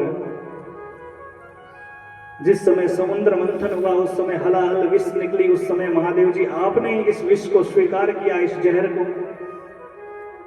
तो प्रभु मैं आपका सुमिरन करता हूं, आप इस जहर को पान कीजिए, और मैं तो यहाँ इस संसार में दूध दही घी मक्खन खाने के लिए आया हूं, मैं अभी विष का पान कर लूंगा तो ये जीवन लीला यही समाप्त हो जाएगी। क्योंकि भोलेनाथ विषधारी है, और भगवान ने जो जहर धारण किया है भगवान भोलेनाथ ने, उससे भगवान भोलेनाथ हमें ये सीख देते हैं, विष माने जहर। भगवान भोलेनाथ ने जहर को कंठों में समा लिया, ना पेट में जाना दिया ना बाहर आने दिया, कंठों में रोक लिया। इससे हमें ये सीख मिलती है जो जहरीली बातें हैं पेट में नहीं रखनी चाहिए, और मुख से पार भी नहीं आनी चाहिए, कंठों में ही रहनी चाहिए, क्योंकि ये जहरीली बातें भी आदमी के जीवन लीला को समाप्त कर सकती है। इसीलिए भगवान कहते हैं जो जहरीली बातें हैं उसको पेट में भी जाने मत दो और बाहर भी मत आने दो। ये भोलेनाथ सीख देते हैं। और भगवान कृष्ण कहते हैं जो अमृत पिए वो देव कहलाते हैं, और जो जहर पिए वो महादेव कहलाते हैं। इसलिए महादेव जी आप इस विष का पान कीजिए। तो भगवान को सुमिरन करने से उस विष का निवारण हुआ, और पूतना ने अपने स्तन भगवान के मुखारविंद में दिए, भगवान ने दुग्ध पान प्रारंभ किया, मातृभाव। अब भगवान ने अपने वचन पूर्ण किए, दुग्ध तो पान किया, लेकिन साथ ही साथ में पूतना के प्राण खींचने लगे भगवान अपने मुख से। अब जैसे ही प्राण खींचने लगे भगवान, तो पूतना ने कहा अरे कन्हैया, अरे लाला, अरे लाला, अरे पुत्र छोड़, अरे कन्हैया छोड़। लेकिन भगवान कहते हैं मैं किसी को पकड़ता नहीं हूं, और जिसको पकड़ लेता हूं उसको छोड़ता नहीं हूं। मौसी मने छोड़नो नहीं आवे, मने पकड़नो आवे। और महाराज भगवान ने पूतना के प्राण खींचने लगे, तब पूतना अपने असली रूप में आई और आकाश मार्ग से उड़ने लगी। लेकिन भगवान ने स्तनों के द्वारा पूतना के प्राणों को हर लिया, और जैसे ही पूतना गोकुल से बाहर आई तब प्राण निकल गए, और वो एक सुनसान खेतों में जोर से धड़ाम से गिर गई। महाराज अब जोर से पड़ने की गिरने की आवाज आई तो गोकुलवासी सब डर गए। क्या हुआ क्या हुआ? देखा बाहर एक बहुत बड़ा शरीर, विशाल 7 कोश लंबा चौड़ा शरीर पूतना का। देखा जाकर तो उसके ऊपर भगवान कृष्ण खेल रहे हैं, उस शरीर के ऊपर, उस पूतना के शरीर के ऊपर। मैया भी ढूंढ रही है कन्हैया कहाँ गया, लल्ला कहाँ गया, लेकिन किसी ने, गोपियों ने जाकर समाचार दिए तुम्हारा पुत्र तो एक राक्षस के शरीर के ऊपर खेल रहा है। और कहा जाता है कि उस पूतना का शरीर इतना बड़ा था कि भगवान को उतारने के लिए 4-5 सीढ़ियों का उपयोग किया गया, और भगवान को नीचे उतारा और कहा जाता है कि जिसके ऊपर हाथ भगवान के लग जाते हैं उस शरीर से दुर्गंध नहीं आती। और पूतना के शरीर को जलाते जलाते 6 महीनों में शरीर नष्ट हुआ, लेकिन गंध नहीं आई, सुगंध आई। एक गोपी चंदन की जैसी सुगंध आई उस दिव्य शरीर से। शरीर तो राक्षसी था, लेकिन जब वो जलता था तब उसके शरीर से सुगंध आती थी, दुर्गंध नहीं, क्योंकि भगवान के हाथ लगे। इस प्रकार से भगवान तो इतने करुणावान है कि भगवान के सामने जिस भावना से जाओ, लेकिन जाओ तो सही, भगवान रखने आयो तो सही, किसी भावना से आओ। चोरी री भावना में आवे तो महादेव जी तो प्रकट हो गया। महाराज एक चोर चोरी करने गयो, घंटा उतारने लागो और शिवलिंग मात चढ़ियो, नीचे की रगड़ होगो, हाथ पहुंचियो को नहीं, तो शिवलिंग माते जो ही वो चोर चढ़ियो, भगवान भोलेनाथ प्रसन्न हो गए। बोले सब लोग तो चढ़ावा चढ़ाते हैं, ये तो खुद ही चढ़ गया भगत।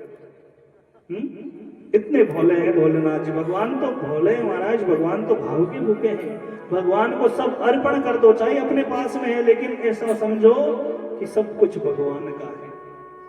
हम आरती में गाते हैं, तन मन धन और जीवन सब कुछ है तेरा, लेकिन मंदिर में जावा चपला बारे नहीं, 2-3 हजार महंगी महंगी जोड़ी लार खोला तो नजर रहे बारे, तन मन जीवन सब कुछ तेरा, लेकिन हमारे जगी चपला भरी हुई हमारी है, वह गमनी नहीं चीजें। लेकिन मंदिर में गए, लेकिन मन तो बाहर पड़ा रहा, और हम मंदिर में हैं तो उससे लाभ नहीं है। भाव होनी चाहिए। रविदास जी महाराज गंगा को प्रकट कर देते हैं। रविदास जी ने गंगा जी को अपने जो साज होता है, जो चमड़ा होता है, उसमें गंगा जी को प्रकट कर दिया महाराज। उनके भाव थे, वो निश्चल भाव के थे, उनके मन में किसी के प्रति द्वेष भावना नहीं थी। इसीलिए तो साफ हृदय के जो रहते हैं उनका काम भगवान की कृपा से फटाफट होता है। पूतना को भगवान ने सदगति दे दी, और कौन सी गति दी? जो माँ यशोदा को देनी चाहिए, जो एक माँ को देनी चाहिए, जो दूध पिलाने वाली को देने चाहिए गति, वो पूतना को गति दे दी महाराज। उसका कल्याण हो गया। पूतना का एक भाई था जिसका नाम था शक्टासुर, वो भी बड़ा राक्षस दुष्ट था। उसको पता चला मेरे भाई ने मेरी बहन को किसी ने मार दिया, तो उसने पता लगाया वो भी भगवान को मारने के लिए आता है। भगवान का एक नालो छेदन संस्कार होने वाला था।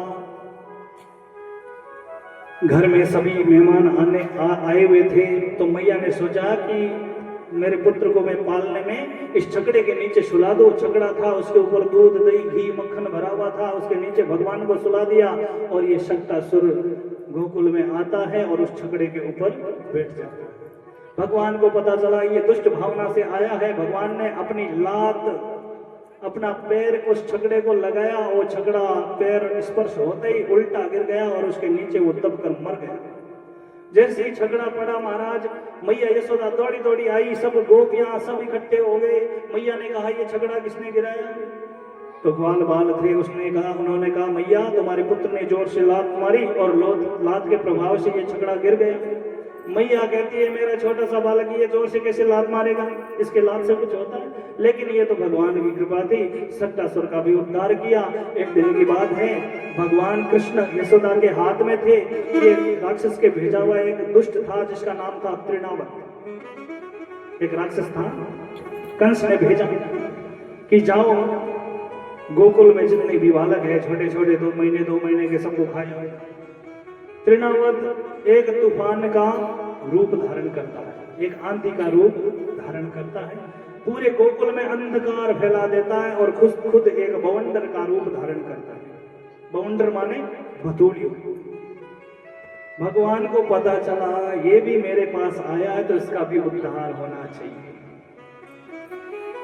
और व्यक्ति को क्रोध नहीं करना चाहिए। क्रोध एक आंधी है, क्रोध एक तूफान है। जब ये क्रोध आता है तब हमें पता नहीं चलता है कि कितना नुकसान होगा, हम क्रोध में क्या क्या बोल जाएंगे ये पता नहीं चलता। जिस प्रकार एक आंधी आती है तब हमें पता नहीं चलता कि कितने नुकसान होने वाला है, कितना नुकसान होगा, कितने पेड़ पौधे टूट जाएंगे, कितने बिजली के खंभे गिर जाएंगे, ये पता नहीं चलता। जब आंधी शांत होती है तब हमें पता चलता है कि इतने खंभे टूट गए, इतने पेड़ पौधे टूट गए, इतना नुकसान हो गया। उसी प्रकार ये क्रोध भी एक तूफान है, जब आता है तब पता नहीं चलता, जब ये जाता है तब पता चलता है कि इतने देवता तुल्य मनुष्य को, देवता तुल्य आदमी को मैंने खरे खोटे शब्द कह गए। ये क्रोध एक तूफान है, इसलिए क्रोध को नहीं करना चाहिए। और ये बवंडर का रूप धारण करके आता है तृणावत। भगवान को पता चला कि ये तो मेरी शरण में आया, इसका उद्धार होना चाहिए। भगवान ने अपने शरीर का वेग बढ़ाया, वजन बढ़ाया। माँ यशोदा के हाथ दुखने लगे, मैया ने भगवान कृष्ण को धरती पर सुला दिया। उसी समय अंधकार आता है और ये तृणावत बवंडर का रूप धारण करके भगवान को आकाश में लेकर जाता है।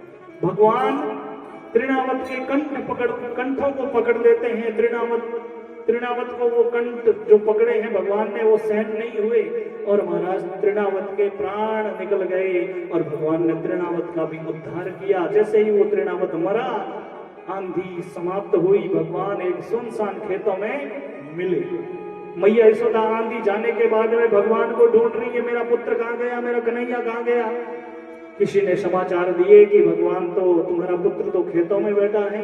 गोपियों ने भगवान कृष्ण माँ यशोदा को बहुत भला बुरा कहा कि जब तो तुम्हारे पुत्र नहीं था तब तो तू भगवान से बड़ी कामनाएं करती थी, अब तुम्हारे पुत्र हो गया तो तुझसे संभला नहीं चलता। गोपियों ने कहा कि हम जैसों को कोई नौकर रख लो, हम संभाल लेंगे। भगवान को वापस घरों में लाया गया। भगवान की आज विशेष बाल लीलाएं और ठीक 3:30-4 बजे भगवान का विवाह होगा, भगवान कृष्ण और रुक्मिणी का। और आज और कल की और कथाएं, हवन का कार्यक्रम है वो परसों 13 तारीख को रखा गया है, जिसमें सभी माताएं बहनें भाई बंधु बुजुर्ग सभी हवन के दर्शन करने के लिए आए और जोड़े से बैठने की भी कृपा करें। हवन के दिन तो विशेष। तो महाराज भगवान ने छोटे से ही स्वरूप में बहुत बड़े बड़े राक्षसों का उद्धार किया। अब भगवान थोड़े से बड़े हुए, 1 महीने के हुए, तब भगवान का नामकरण संस्कार करवाया गया। क्योंकि भगवान तो इतने मनमोहक थे कि नामकरण संस्कार करवाना भी भूल गए। वो उत्सव में 1 महीना निकल गया, पता ही नहीं चला। अब महाराज वासुदेव जी के जो आचार्य हैं, कुल पुरोहित गवाड़ीराज जो महाराज है, बिहारो नाम हो गर्गाचार्य जी महाराज, तो बिया ने बुलाया और नामकरण संस्कार करवाया। रोहिणी रे पुत्र बलराम जी नो नामकरण संस्कार हुए। गर्गाचार्य जी महाराज कहने लगे कि ये बल में बहुत बड़ा बलवान होगा, इसलिए इसका नाम बलराम रखता हूं। और जैसे ही भगवान कृष्ण को गर्गाचार्य जी ने देखा तो उनकी समाधि लग गई, क्योंकि वो तो आकर्षण करने वाले हैं। और मैया ने कहा कि गुरुदेव आप नामकरण संस्कार करवाने आए या फिर समाधि लगाने के लिए। तब गर्गाचार्य जी महाराज ने कहा कि मैया ये तुम्हारा पुत्र है जो नीलमणि के समान है, ये अपनी ओर आकर्षित कर लेता है। आकर्षित को ही कृष्ण कहते हैं, जो अपनी ओर खींचे उसी को तो कृष्ण कहते हैं। इसका नाम कृष्ण है। बोले कृष्ण चंद्र भगवान की। भगवान का नाम बड़ा सुंदर रखा। नामकरण संस्कार हुआ। भगवान थोड़े बड़े हुए, घुटनों के बल चलने लगे। एक दिन घर के बाहर गए और गोरज खा ली, मिट्टी खा ली। भगवान के ग्वाल बाल छोटे छोटे बालक थे। किसी ने आकर शिकायत की, मैया तुम्हारे पुत्र ने तो गोरज खाई है, मिट्टी खाई है। मैया यशोदा जाती है, भगवान कृष्ण का मुख खुलवाती है। भगवान खोलते नहीं है। फिर भगवान को कहा जाता है कि मुख खोलो, और कहा कि मिट्टी खाई। भगवान हाँ नाम है, हाँ नाम है, सर हिला रहे हैं। अब पता नहीं चल रहा है कि खाया कि नहीं खाया। मैया यशोदा ने मुख खोलने को कहा तो भगवान ने मैया पर बहुत उपकार किए महाराज। जैसे ही भगवान श्री कृष्ण का मुख खुला और मैया यशोदा को भगवान ने अपने मुख में ब्रह्मांड के दर्शन करवाए और अपने विराट रूप का दर्शन करवाया। उसी समय मैया सोचती है कि ये मेरा बेटा नहीं है, ये साक्षात परमेश्वर है, ये तो भगवान है। भगवान समझने लगे कि मैया मुझे भगवान समझ रही है, तो आड़ो बैगो स्तर बीज माँ सरस्वती का आह्वान करते हैं। बोले बाल कृष्ण भगवान की।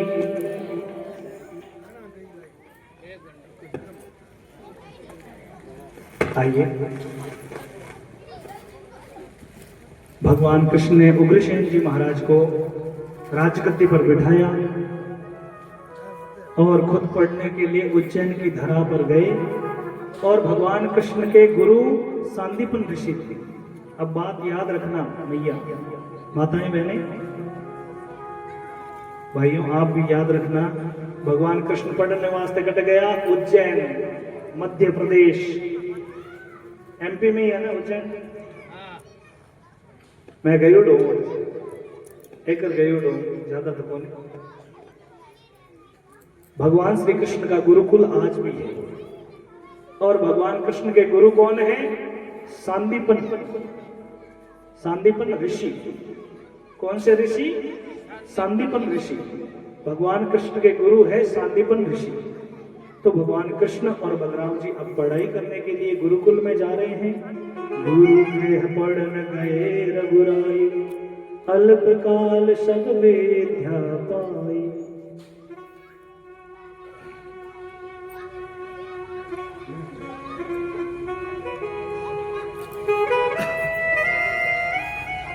भगवान कृष्ण गुरुकुल जाते हैं अध्ययन करने के लिए। और वहां पर भगवान कृष्ण की एक व्यक्ति से मित्रता हो जाती है। भगवान श्री कृष्ण की मित्रता। भगवान श्री कृष्ण का मित्र कौन हुए? भगवान श्री कृष्ण के मित्र कौन थे? कोई पूछ ले तो क्या बताओगे? सुदामा जी महाराज। सुदामा जी ने सब जाना। ये ब्राह्मण का बालक है, दीनहीन सी अवस्था है, जो घर में ज्यादा कुछ व्यवस्था नहीं है, लेकिन ब्राह्मण होने के लिए गुरुकुल की पढ़ाई तो आवश्यक है। धर्म को थोड़ी, अगर धन ना हो तो कोई धर्म को कोई छोड़ सकते हैं क्या? सुदामा जी महाराज ने धर्म को नहीं छोड़ा।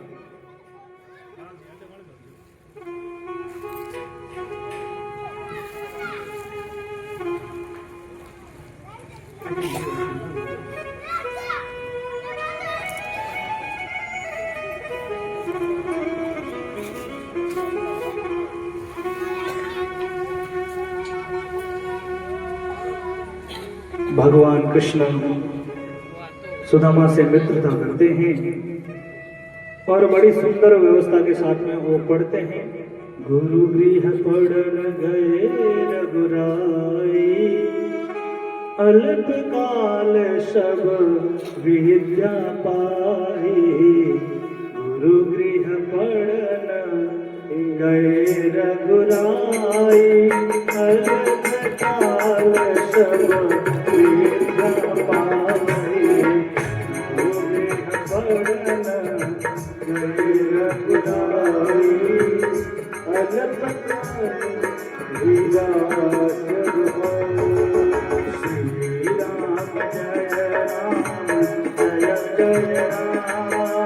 जय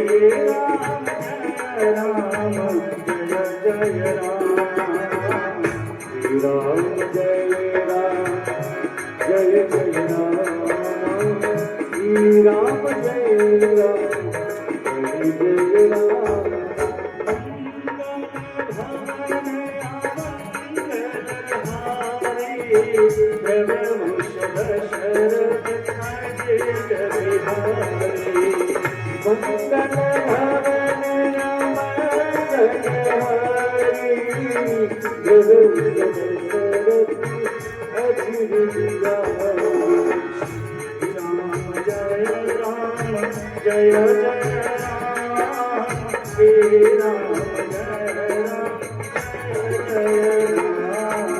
श्री राम जय राम, जय राम, श्री राम जय राम।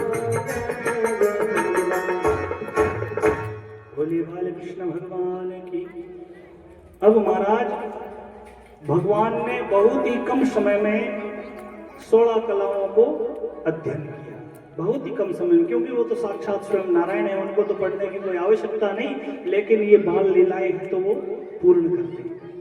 भगवान अध्ययन करके आते हैं और उसके बाद में महाराज एक दिन की बात है, भगवान कृष्ण उनके पिताजी नंद बाबा बाल का निवेदन है थोड़ा यहाँ चुप रखो, क्योंकि रमत अटकथा रमायण मंडा था ठीक कौन बटिन बटिन रमो थोड़ा माता मत है कहूँ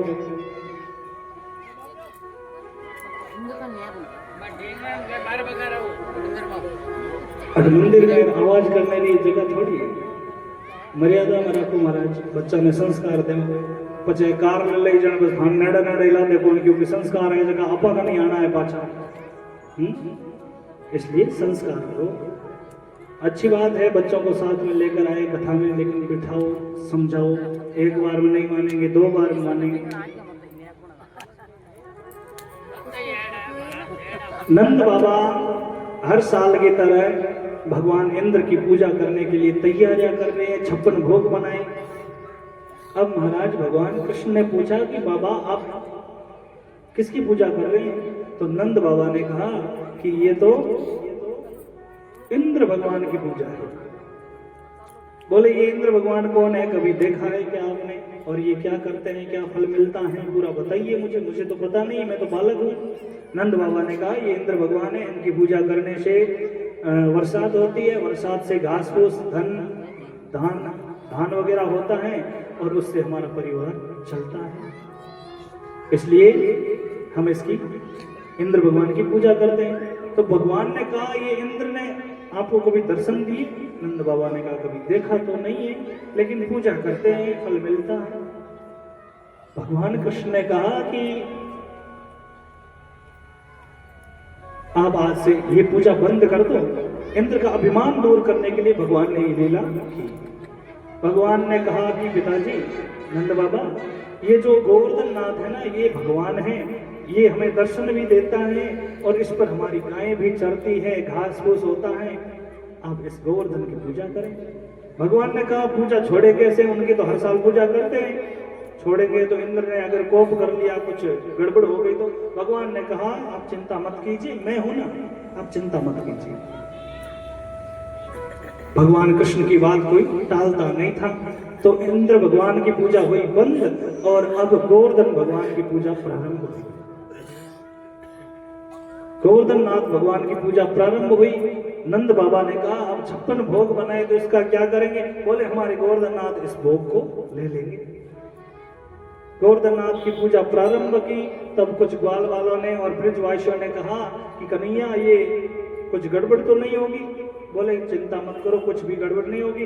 भगवान ने गोवर्धन भगवान की पूजा प्रारंभ की। तब ब्रजवासियों ने कहा कि ये गोवर्धन नाथ हमें भोजन करता दिखाई देगा। बोले आप चिंता मत करो, भाव से देखा जाए तो भगवान हर हाल में दिखते हैं, जैसा भाव रखेंगे वैसा भगवान दर्शन देंगे। तो 56 भोग की तैयारी की गई। भगवान को गोवर्धन नाथ को 56 भोग लगाया गया। उस समय भगवान ने लीला की, डबल रोल किया, दूसरा रूप गोवर्धन भगवान के अंदर प्रवेश किया। इसलिए तो गोवर्धन की पूजा आज भी होती है महाराज, क्योंकि गोवर्धन साक्षात कृष्ण है।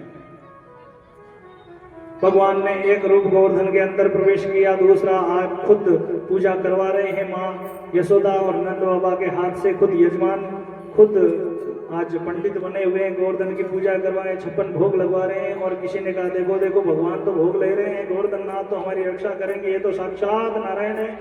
सभी ने जय जयकार करी गोवर्धन नाथ भगवान की और तब से भगवान का नाम गोवर्धन गिरधारी पड़ा। और महाराज सुबह से दोपहर हो गई महाराज, ऊपर स्वर्गलोक में बैठे इंद्र भगवान इंतजार कर रहे हैं भगवान का। आज कथा में थोड़ा लेट तो हुआ क्योंकि लाइट गई है जगह, थोड़ी आधो घंटो जे छो लागती, 15-20 मिनट और लागी मोड़ो तो कोनी हुए हुए।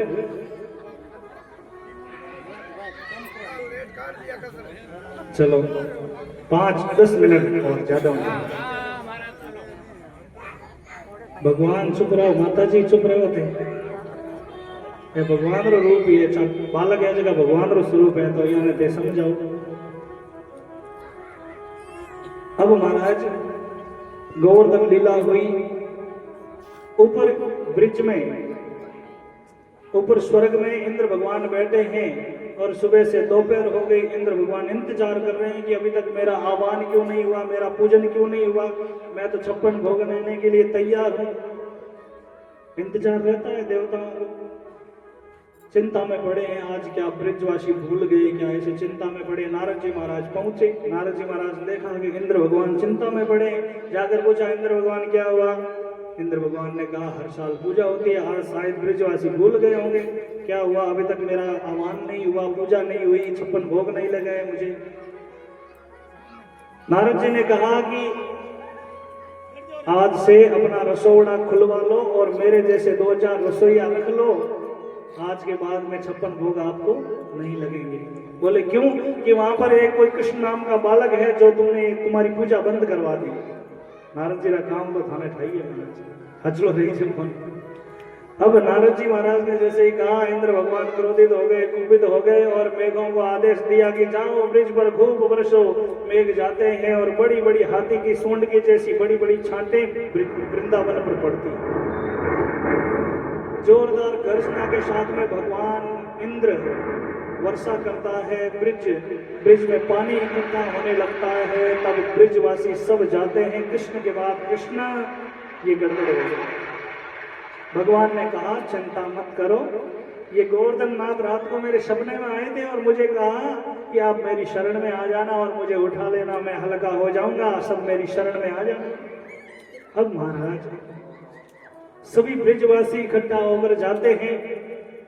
गायों को लेकर, गोपियों को लेकर सब ब्रिजवासी, भगवान कृष्ण बलराम सब जाते हैं नंद बाबा। अब महाराज गोवर्धन के पास गए, गोवर्धन को उठाने लगे तो उस समय कहा कि देखो सभी सहारा देना, मैं उठाऊंगा। भगवान ने अपने नख पर भगवान गोवर्धन को उठाने लगे। तब मैया ने कहा, मेरा बालक छोटा है, ये सभी कैसे उठा पाएगा? सभी सहारा दो। किसी ने लाठी से, किसी ने हाथ से। गोवर्धन भगवान को भगवान ने एक ही झटके में उठा लिया और सब उसके नीचे रुक गए। अब मेघ 1 नहीं, 2 नहीं, 3 दिन नहीं, 4 दिन नहीं, 7 दिन तक महाराज वृंदावन पर वर्षा थी। 7 दिन तक वर्षा हुई महाराज।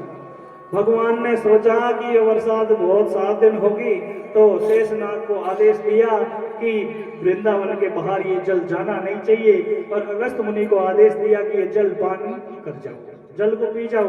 भगवान के आदेश अनुसार शेषनाग अपना कार्य कर रहा है और अगस्त मुनि जल का पान कर रहे हैं। और 7 दिन बरसात हुई, 7 दिन और 7 रात। ये मेघ जाकर इंद्र को कहते हैं, इंद्र भगवान हमने तो 7 दिन और 7 रात तक वर्षा की। इंद्र नीचे देखता है तो वृंदावन में तो धूल उड़ रही है महाराज, पानी तो छाटो नहीं कटे, कीचड़ का तरीको नहीं हो। अब छोटा थोड़ा छाटा पड़ेगा ने टाटा भरीज जाओ मोटा मोटा। लेकिन इंद्र ने देखा कि ब्रिज में तो धूल उड़ रही है वृंदावन में। अब महाराज मेघों को पूछा, मेघों ने कहा हमने तो 7 दिन 7 रात तक वर्षा की, हम क्या करें? इंद्र भगवान ने अपने दिव्य दृष्टि से ध्यान लगाया तो साक्षात जगन्नाथ जगदीश भगवान नारायण खड़े हैं गोवर्धन को लेकर। इंद्र को अपने अभिमान का भान हुआ, चिंता में पड़ गए। अरे मैंने तो भगवान की परीक्षा ले ली, ये क्या किया, ये मैंने तो अपराध कर दिया, भगवान अभी मुझे क्षमा नहीं करेंगे। दौड़े दौड़े ब्रह्मा जी के पास जाते हैं। ब्रह्मा जी को कहा कि प्रभु मेरे से ऐसी ऐसी भूल हो गई। ब्रह्मा जी कहे, भाई वो तो नहीं आलू, मैं तो आगे भगवती भुगती उड़ो, हमारे तो खुद में बड़ा बढ़ गया है, मैं तो कौन आलू। तो इंद्र भगवान ने कहा, प्रभु कुछ तो उपाय बताइए, क्या करना होगा? अब कैसे क्षमा मांगूंगा तो वो क्षमा करेंगे कि नहीं करेंगे? ब्रह्मा जी ने कहा, मैं तो देखो कुछ सहायता नहीं कर सकता, पर एक उपाय है। आप कामधेनु गौ माता के पास जाइए, भगवान गौरक्षक है और गायों को देखकर बड़े प्रसन्न हो जाते हैं, वही तुम्हारी सहायता कर सकते हैं। इंद्र दौड़ा दौड़ा गया कामधेनु गौ माता के पास और कामधेनु गौ माता को कहता है, मैया आप तो माँ हो, आप मेरी रक्षा करो। भगवान कृष्ण, भगवान नारायण मुझसे नाराज हो गए, मैंने बहुत बड़ा अपराध कर दिया है, मेरी सहायता करो। मैया ने मना कर दिया कि देख इंद्र, गलती कोई करता है, जामनी भरने वाला फंस जाता है, करता कोई है, भुगतता कोई है। पंचायतीदार बिच यार मत आ जाओ इन वास्ते, मैं तो एडी जामनिया भरा कौन। पर इंद्र भगवान ने कहा कि आप तो माँ हो और माँ के सामने बार बार विनती करने से माँ का मन पिघल जाता है। गंगा जल के जैसा कोई जल नहीं और माँ के मन के जैसा कोई मन नहीं। मैया कहती है, कामधेनु गौ माता कहती है, देख इंद्र मैं चलूंगी तो, लेकिन एक शर्त पर, तू मेरे बाद में आना, पहले मत चलना। जब भगवान के पास मैं जाऊं, भगवान प्रसन्न हो जाए तब आना। तो कामधेनु जाती है भगवान कृष्ण के पास, तो भगवान बड़े प्रसन्न होते, अरे कामधेनु भैया आप आई हो, आपका स्वागत है। भगवान कामधेनु गौ माता की बड़ी स्वागत और सेवा करते हैं। तब कामधेनु गौ माता को पूछा कि आज आपका कैसे आना हुआ भैया, बताइए। कामधेनु ने कहा कुछ नहीं, बस ऐसे ही आपको देखने का मन किया। और इतनी देर में तो इंद्र भगवान आ जाते हैं, वो भी चरणों में पड़ जाते हैं। कामधेनु गौ माता की वजह से इंद्र भगवान को भगवान माफ कर देते हैं, जा इंद्र तुझे क्षमा किया। पर इंद्र का अभिमान दूर करने के लिए भगवान ने गोवर्धन लीला की, और इंद्र भगवान ने भगवान को कहा प्रभु मैं आपके पास आया हूं तो कुछ देने के लिए आया हूं, ऐसे तो मैं जा नहीं सकता, क्योंकि जो भगवान के पास आता है कुछ न कुछ भगवान को भेंट किया जाए, तो भेंट किया जाए, भाव को भेंट किया जा सकता है। भगवान को तो और क्या दे सकते हैं, भगवान का ही है सब कुछ, तो हमारे पास तो कुछ है ही नहीं, हम क्या दे। लेकिन इंद्र भगवान ने कहा प्रभु मैं आपको एक नाम देता हूं, आप गायों के बिंद हो, इसलिए गायों का आप तिलक हो, इसलिए आपको मैं एक नाम भेंट करना चाहता हूं, आप उसे स्वीकार कीजिए। तब इंद्र भगवान ने भगवान को एक नाम दिया, बोली गोविंद भगवान की।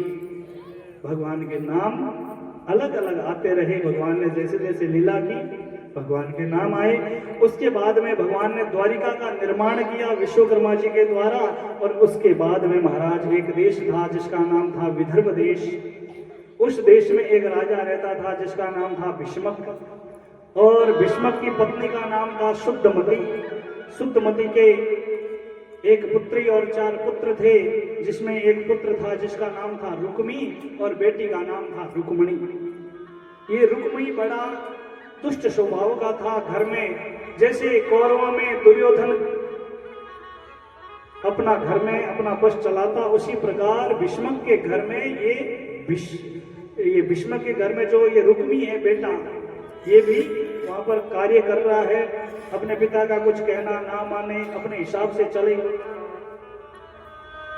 ये रुक्मिणी भगवान कृष्ण के गुणगानों को सुन करके मन में इतनी भक्ति भर गई, मन में इतना भाव आ गया कि कृष्ण को ही मैं अपने पति के रूप में स्वीकार करूं। रुक्मिणी ने कभी भगवान को देखा नहीं, लेकिन भगवान के बारे में सुना तो उनके मन में ये भाव आ गया कि पति बने तो मेरे कृष्ण ही बने। लेकिन ये रुक्मी है, रुक्मिणी का जो भाई था रुक्मी, ये नहीं चाहता कि मेरी बहन का विवाह कृष्ण के साथ में हो, क्योंकि वो तो माखन चोर है और वो तो कई बार रण छोड़कर भाग गया, इसलिए उसका एक नाम रणछोड़ भी है। इसीलिए ऐसे रण छोड़ने वाले शूरवीरों के साथ में मेरी बहन का विवाह नहीं करूंगा, मैं मेरी बहन का विवाह तो शिशुपाल के साथ में करूंगा। ये शिशुपाल दंतवक्र कौन है महाराज? ये वही है जो स्वर्ग पर द्वार सनकादि ऋषियों ने जो श्राप दिया, 3 जन्मों तक राक्षस बने, वो श्राप मिला उनको। पहले जन्म में हिरण्याक्ष और हिरण्यकश्यप 2 भाई ये राक्षस, दूसरे जन्म में रावण और कुंभकर्ण, तीसरे जन्म में ये शिशुपाल और दंतवक्र।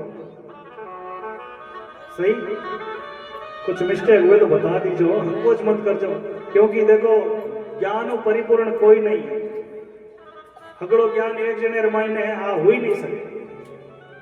ज्ञान से कोई परिपूर्ण नहीं है, किसी में कितना है, किसी में कुछ है, किसी में थोड़ा थोड़ा, सब में।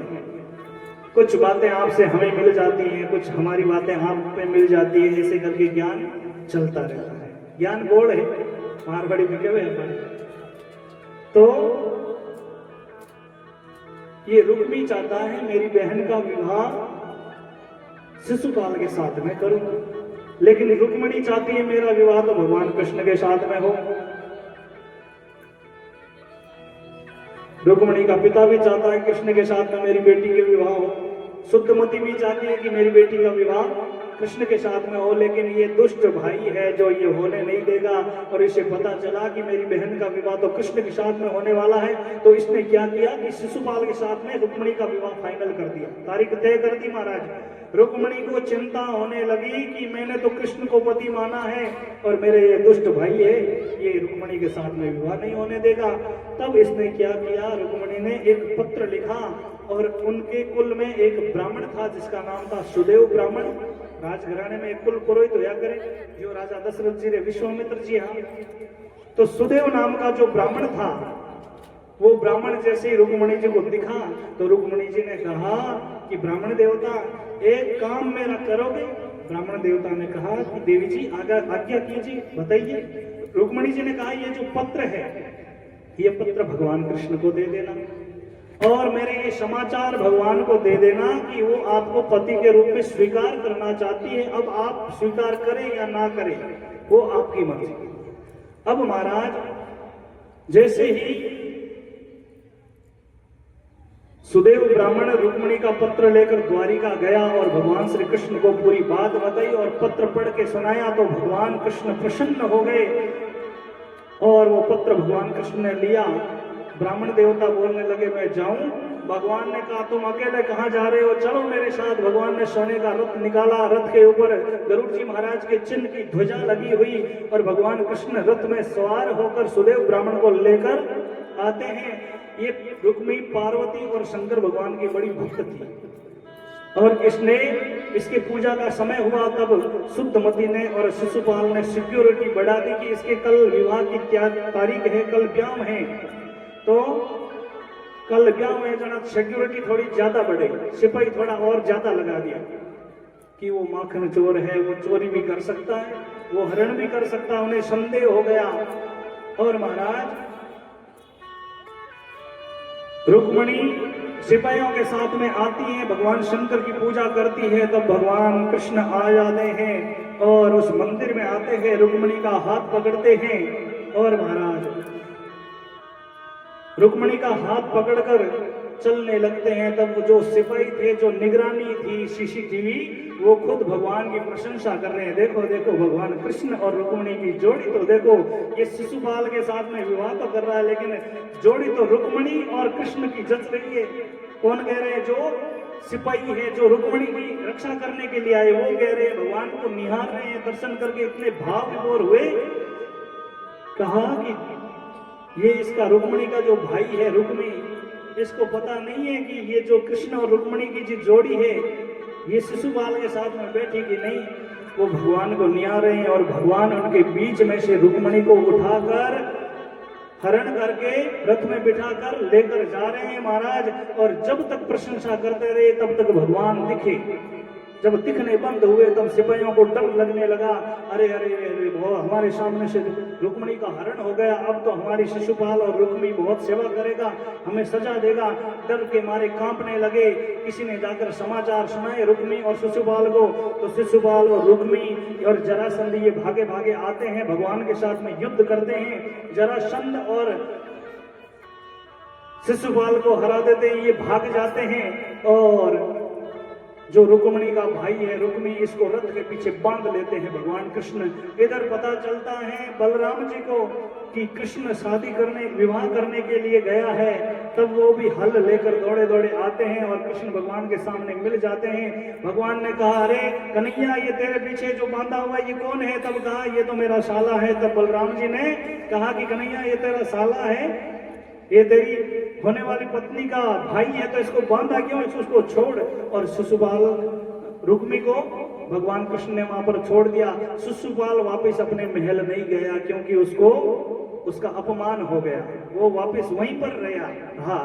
और महाराज भगवान कृष्ण रुक्मणी को लेकर द्वारिका आ जाते हैं और अब सभी देवी देवता, यक्ष, गंधर्व, किन्नर आकाश से पुष्प वृष्टि कर रहे हैं।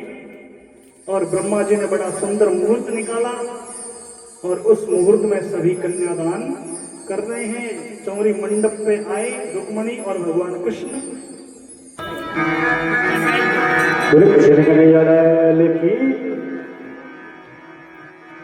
आज मेरे श्याम की शादी है,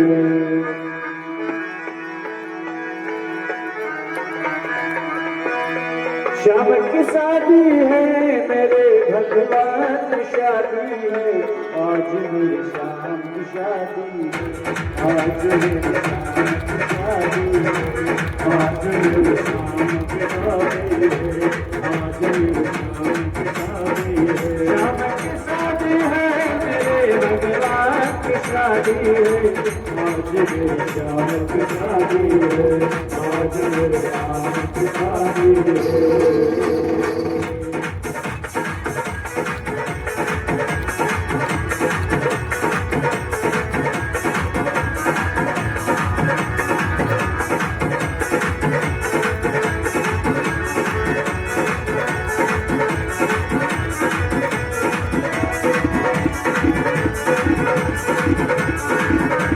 लगी है धूप गोरी बसंत बन की डोरी खुशी के नाचे उदास जगी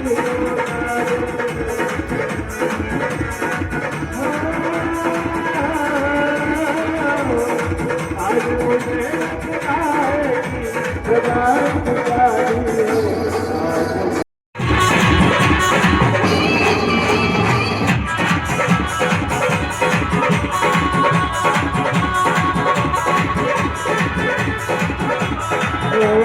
आज